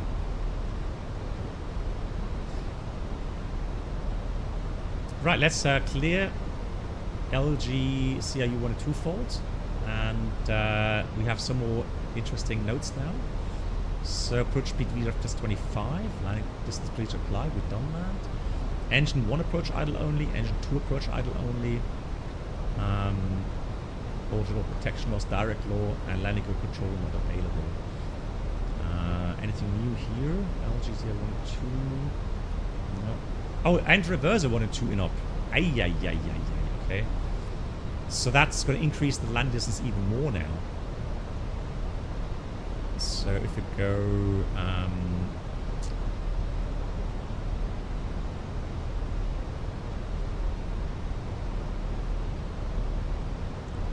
engine system reverse, no. Oh, hang on, no, we just go reverse, no reverse. Okay, there we go. That is already with no reverse there.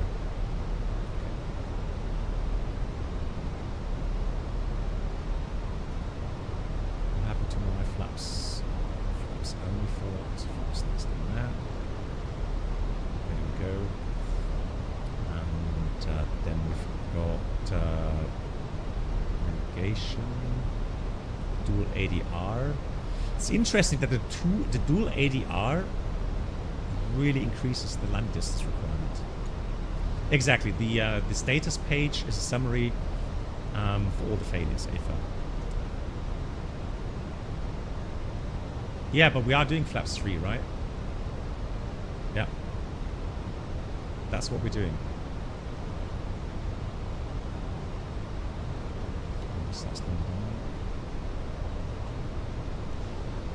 Yeah, but that wasn't the V approach increase for ADR 1 and 2 only plus 10? Oh no. Right, I know it's a nasty failure. Now I don't remember exactly what's going to break. But DC Essential bus, this one here, right? This one?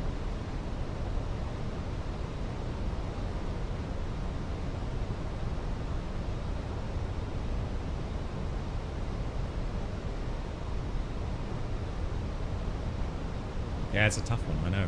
That's a really tough one. You can't read that? Sorry. It says DC Essential, right? DC Essential bus. Yeah, exactly. This is the day when you... Yeah, that's right. Okay. I have no idea what's going to happen now.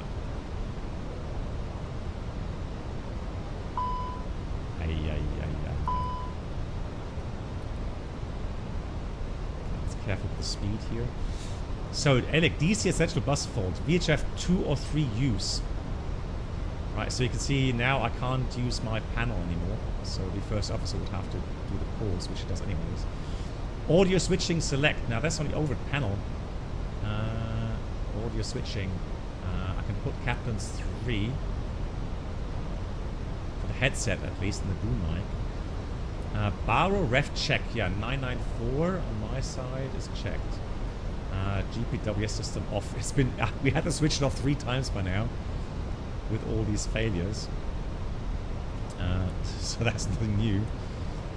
No, I don't have a map anymore. Uh-oh. No, I have a glide slope, but no localizer. Okay. Avoid icing conditions. Are you kidding me? How am I supposed to avoid icing conditions? Right, clear ELEC. Got some fuel pumps not working. So the pump, this one off, this one off. More pressure. Good, clear. Right, in-up systems. So hydraulic indications. Now I know that we have hydraulic power because we're still flying, right? So we have that at least. Right, clear hydraulic. Spoilers, 3 pair.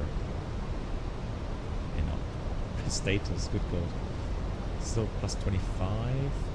Icing. 10 knots of green dot. So we have blue hydraulic is enough. Okay, interesting. Blue hydraulic in. So reverser 1 and 2, some spoilers. Nose was steering now. Okay, nose was steering enough. Vent extract, B elec pump. Well, it's a good thing our yellow elec pump is also not working. The rat shouldn't be out. No, hang on, let me check. No, the rat is not out. No, shouldn't be out. Engine 1 loop A, engine 2 loop B, so fire indication, EMC1 and FCDC1. Not too bad actually. Not too bad. So that's flap slow, that's flaps locked. Okay, good. So, what we're going to do is, we can't fly the ILS approach because I don't have a localizer. Now, we should have either a VOR approach or we should have it's a fuel. Yeah, still more than our fuel left. So we can say definitely with these failures and with the landing distance requirement, we have to land in Munich, okay? There's just no other option. So let me check. RB NDB. There we go. We can fly NDB approach. Great. So let's dial in 338. Opposite config. We can still use that. So 338. ADF 1. Haha. We have ADF. We're in business. Right, 5,000. What about Delta Mike November? Delta Mike November? Delta Mike November. Actually, let's put it on number 2, obviously. Delta Mike November. On 2. Bam! We have DME as well. We are in business. How many millions are needed to fix that? Alex, you had lots. I think it's a Totalschaden. That's a Totalschaden. Good. Okay, so NDB approach out of 5,000. UDEC. That's 12.1. We have a 3-degree profile down. Mike November Whiskey Beacon at 2690. We have crossing altitudes we can fly with. The minimum 2,050. So performance 2,050. Is set. Config 3. Plus 25 is set. Excellent. Cool. I'll tell you what, we're going to switch the flight director off and the ILS off because obviously we are unable to use that. There's no localized indication there. So we're strictly going to fly raw data now. Down to 5,000. Let's put flaps 1. So only slats will move.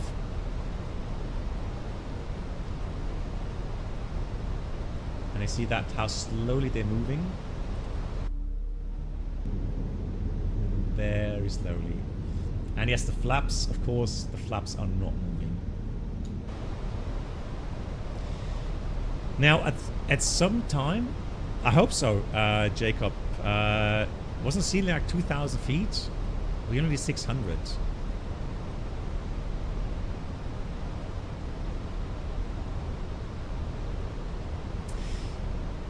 Yes, you're right. I could get the same mode. So if I switch that to 20, genius. Hang on. You're right. Hey, Jan. I remember now. Yes, you are correct. So if you select the same, oops, careful the speed. If you select the same range as the FO side, you get the map back. Cool. Yeah, perfect. Pro pilot there. Good. Now, I don't want to delay the landing gear extension for too long. However, the problem is we're going to get down somewhat time, but we're going to get into direct law. And so, and we've seen last time it's really hard to trim the Airbus. I have a feeling last time that the trim wasn't working properly. So what I'd like to do is I would like to use auto trim right now in alternate law. I'm gonna go flaps 2 here. So slats 2. Oh, hang on. Why is it already in direct law, Bruno? That's a weird behavior.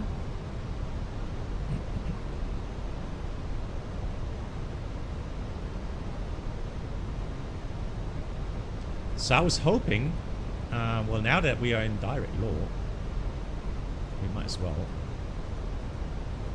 do that.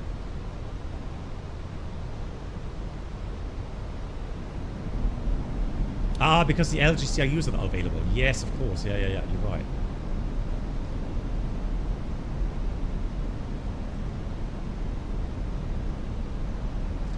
The problem now is we don't get a gear indication, do we? Yeah, because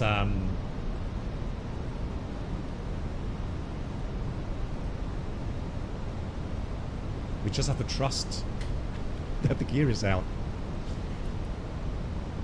Yeah, because the indications are also linked to LGCIU.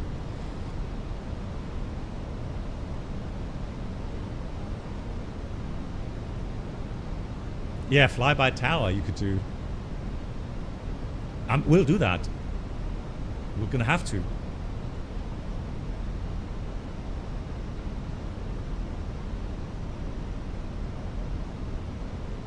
We'll do it. We'll do a flyby. How much time do you guys have? I've got time. Yeah.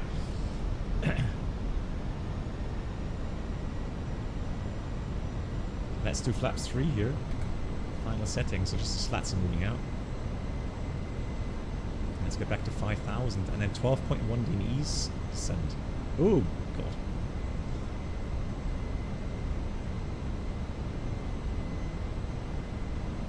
Trying to get the trim correct.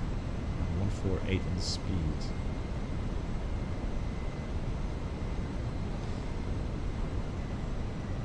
Yeah, auto brake, we're going to do max manual braking. I'm not going to take any auto brakes. It's going to be max manual braking here. Okay, I'll tell you what, otherwise it's got to get too late, guys. Okay, so, yeah, let's say we've done the flyby and tower says, yeah, landing gear is down, okay? So let's fly the NDB approach. 10 miles.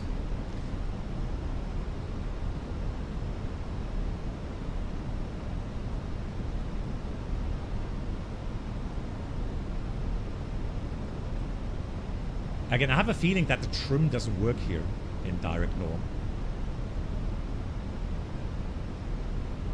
Ah, okay. Okay, so normally you would have an indication, but because we have the DC Essential Bus failure, that's why we don't get a gear indication. Wow, okay. So that's very cleverly thought out by you guys. Okay, so 10 miles. 4340. 10 miles. So we're slightly low. Good. Direct law, max speed 320, manual pitch trim use, maneuver with care, speed brake with care is checked. Nothing new here. Slats 3. Pitch and power is really weird, yes.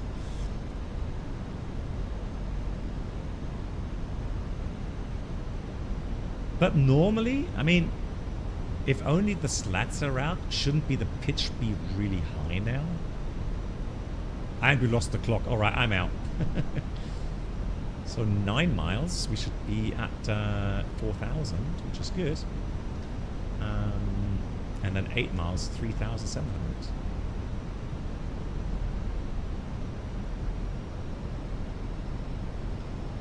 A little bit right of track there. Let me push the head more towards the beacon now. 8 miles, 3,700. So, now I get it. Yeah, GG's. So I'm pushing the head of the needle back again towards the runway now. We're back on course. 7 miles, 3,380.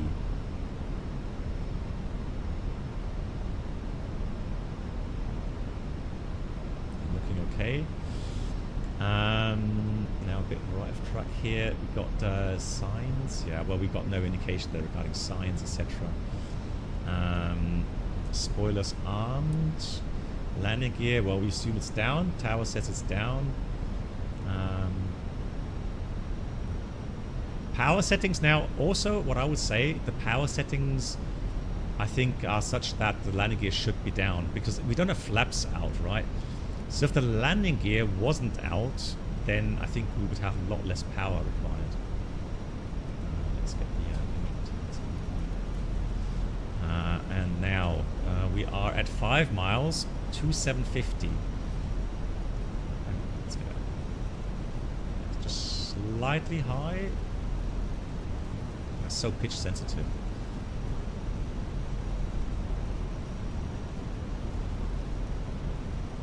Yeah, so should be on path though. Here's the beacon.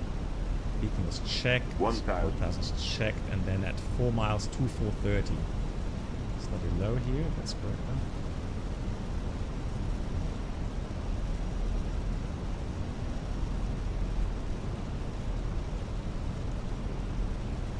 And then 3 miles. 3 miles. It should be 2,110. 3 miles. 100 above. 2,110. Just slightly below. Oh.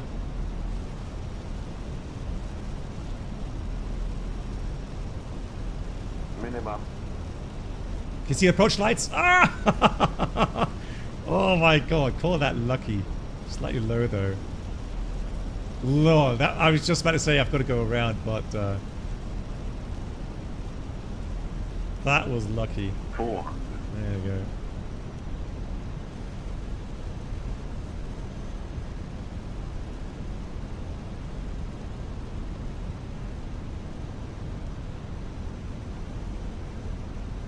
$300. Awesome. 200.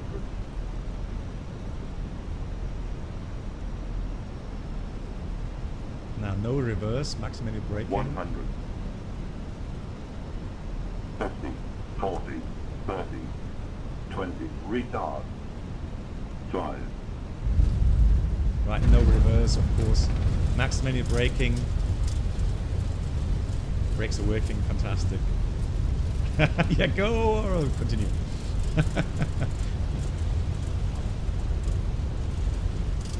Now I grease it, right?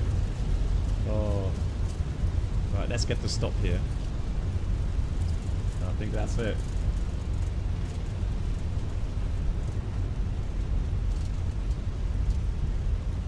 Just doing some differential braking here. Sweet, I've got max braking here. Oh, interesting. No more brake pressure? Huh? We'll set the parking brake here. That's just indication, right? 8 in the low. Woo! We made it! Now we're not going anywhere because obviously we can't. So apparently the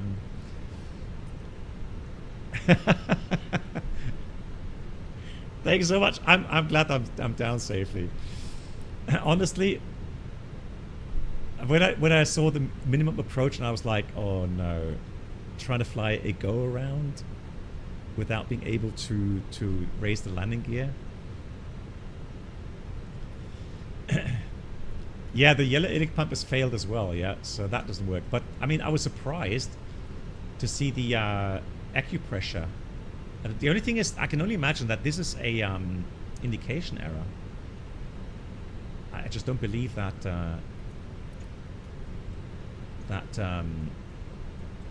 we don't have acupressure, right? Also, you know that failure with the DC Essential bus, my SD panel doesn't work anymore. So I can't call up any other SD pages. Yeah, indeed, we can now. Oh, also very nice. You see with the manual gear extension, it shuts down the green hydraulic. So normally the green hydraulic is used to have the gear doors raised again. But obviously that doesn't work here. The manual gear extension. So now we have these fairly big gear doors hanging down, right? More drag, yeah. Alright, let's see. APU available. Is available. Shutting down the engines. Right. Now maintenance will have some fun with this aircraft. And now before being towed, very likely you would have the passengers being offloaded here. I don't think you would tow the aircraft with passengers on board. Yeah. Now, what I didn't do, of course, what would have to be done IRL, imagine for the captain to, in this configuration, where I have to fly the aircraft because the first officer is missing some vital data regarding airspeed, etc. Also, another interesting observation there. Fishkop, did you know that without DC Essential, you don't have power for the... was that off all the time? I didn't even notice that. I was like tunnel vision. So surely it has a battery in that for a certain time, right? But I'm surprised that the standby ad indicators is gone. It was on initially, right? So then it must have an internal battery which runs dry. Okay, it went off during rollout. Interesting. Yeah, that's true. People unconscious. Okay, cool. Wow. Okay. Thank you so much to Pod. Thank you so much to John Tamara. Thank you so much to V Chris. Also, thank you very much to Fishkop. And also, there was one more on YouTube that did a big €20 donation. I'm just trying to find the name again. Was it Captain Meow who did it? Let me check.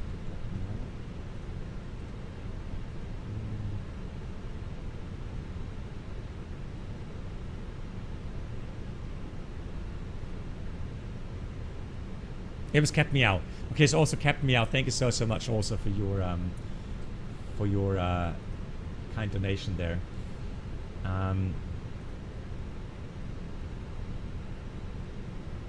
Thank you so much for that. Yes. So, and also then thank you so much for the interesting failures.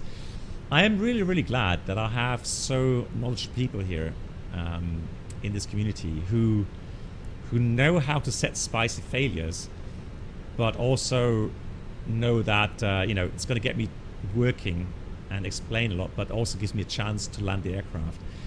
I particularly like the fact that we had the localizer fail as well. The flap failure now, this is something I would probably say it has to do with Microsoft aerodynamics, but correct me if I'm wrong, but normally if the flaps are not out and you only have the slats out, the pitch would be very high on final approach, even though you've increased the airspeed, but still the pitch would be like 7 degrees, because I think normally we breathe that we have a higher tail strike risk with the flaps being in, right?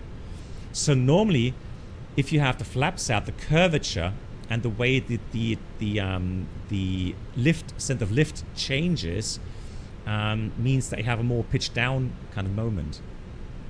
Yeah, and that's what I think as well, right? That's what I remember. 7 to 8 degrees pitch with a flap being locked in up position, right? Yeah, so I think, I guess that's sim limitation here with that. Could you document all the failures you got from the failures page? How do I do that? Let's see. Failed. Yeah, so we had rapid decompression. We have DC central bus fault. We have AC bus 226 volt fault. Outer tank low fuel temperature advisory fault. We had the yellow ilic pump hydraulic failure. LGCIU 1 and 2. The ADR 1 and 2. The localizer. And the flap locked. Yeah.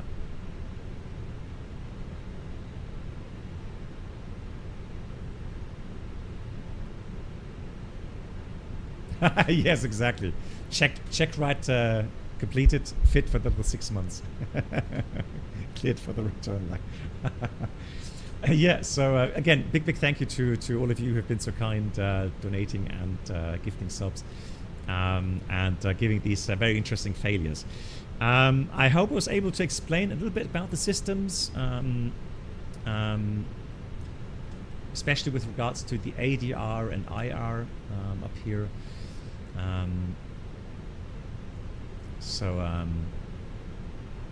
Yeah, it is a very interesting failure. Mission passed. Retrospect.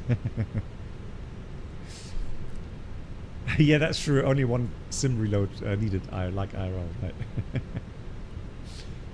Beethoven, my pleasure. Again, you know, I think while some people don't like all the failure stuff, which I totally understand, and that's why we're not doing it on every flight.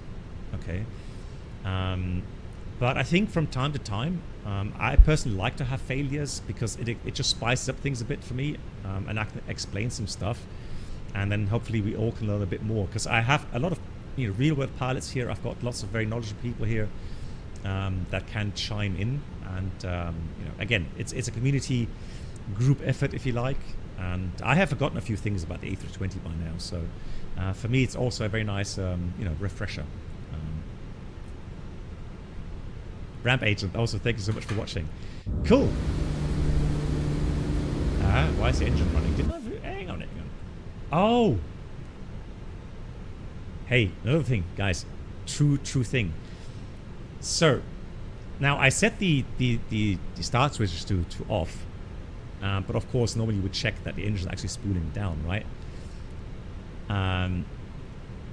The thing is, these switches, and I'm not sure if it's 100% correct, but these switches could be linked to the essential bus, right? So how do we switch off the engines now?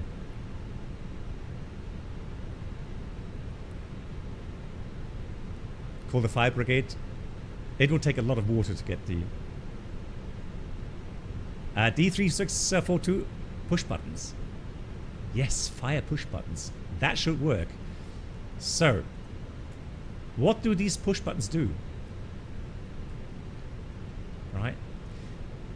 Well, these arm the fire agents. Arm them, right? But they also switch off the bleed. They switch off the electric power.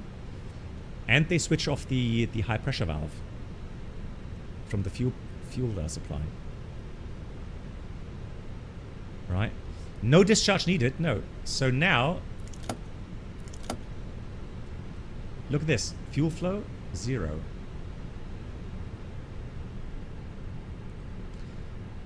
Oh, let me pause the sim here. Let me pause the sim. Hang on. Guys, why are the engines still running?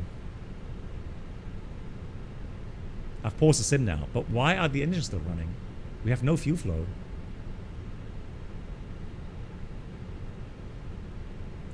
Two options.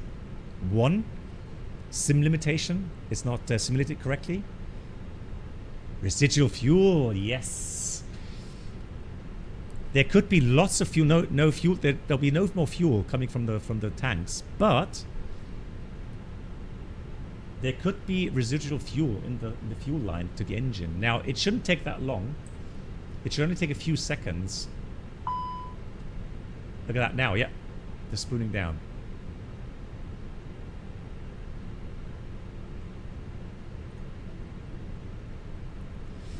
So it's kind of weird. If the first effect is, oh, hang on, how is that possible?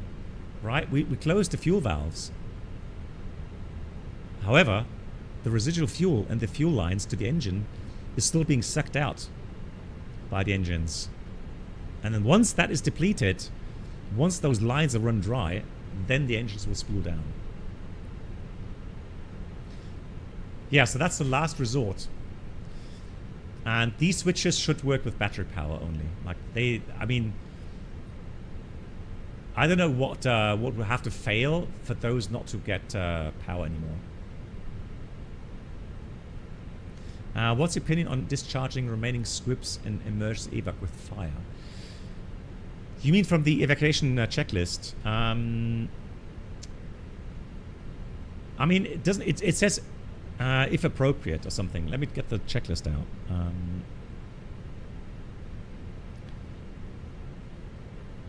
So let's go with.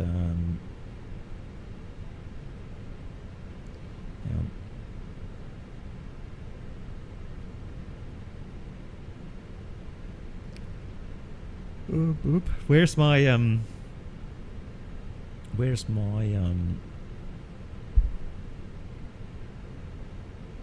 Good night, black box.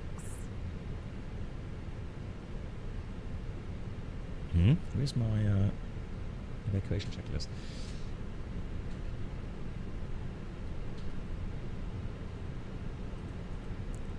MA, good night. Thank you so much for watching. Let me have a look here in the documents. Right, documents. Let's do QRH here.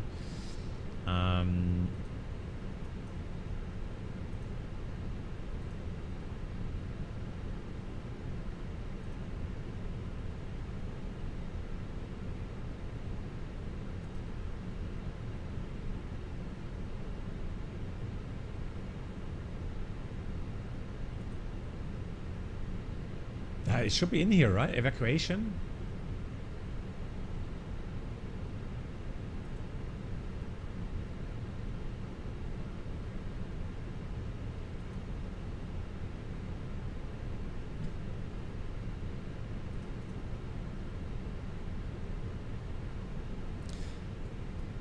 I'll be my fuel system still working.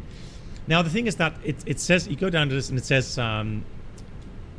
push buttons, but all of these push buttons push, right? But the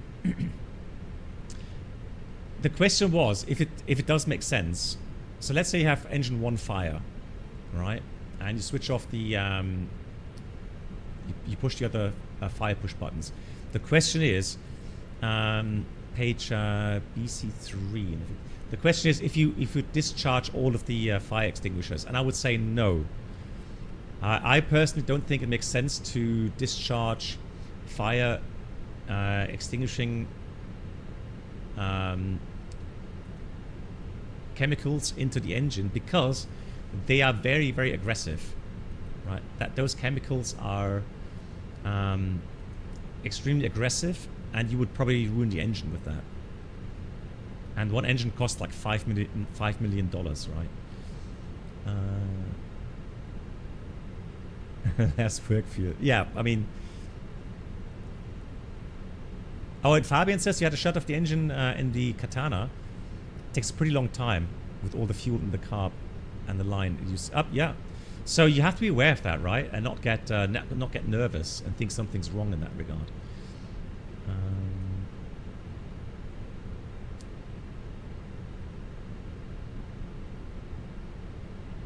Yeah, I did find the checklist, but that's the thing. So again, to answer that question, no. If an engine has a fire, yes, you would discharge according to procedure.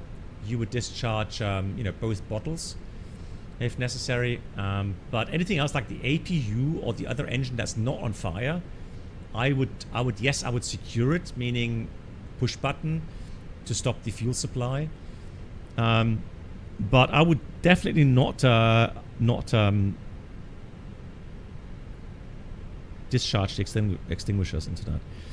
I checked for that. Oh, I've got it now. Okay, EMA evac. Yeah, thank you so much. Right, let me show you guys that.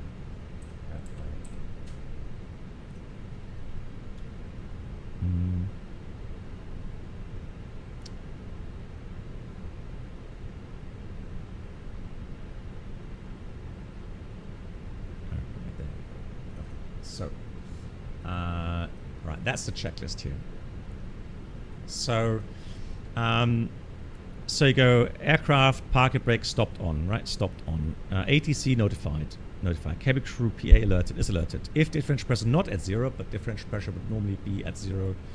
So that shouldn't be the case. Not applicable. Then you have all engine masters off. And then it says all fire push button. Engines and APU push. There's no option there. You have to do it, okay? Thanks so much, Mercy. And then it says all agents, engine and APU as required. Okay, so here you have the option to decide which agents you discharge, right? But again, I can just say that I know that these fire extinguisher agents are very aggressive chemically, so you would ruin the engine with that, and you would cause millions of dollars of damage, right? In the end, I mean, you as the captain, you're gonna have to make the final call, and then in a investigation board, you would lay down why you did it. And if you say safest course of action, you would have to have a good reason, but then that's just the way it is, right? I think that was what that person was referring to, right? Good. It's almost midnight, guys. Thank you so much. I had lots of fun today. I will be back on Thursday with the next stream. Wednesday, if the weather holds up, I'm invited near Hamburg to fly in a private 737 simulator. I won't be live streaming it, but I'm going to record it, and then I'll be able to show it here on the stream on Thursday, hopefully. And yeah, big shout out once again to my moderators for all the help, and a big thank you again for all the amazing support, everyone. Thank you so much. You make this thing possible for us. Thank you so much. Good night, everyone. I appreciate it. Winky, thank you as well. Thank you so much, everyone. Good night. Take care. Here comes the outro. Good night. If I find the outro. Where's the outro? Here it is. Good night.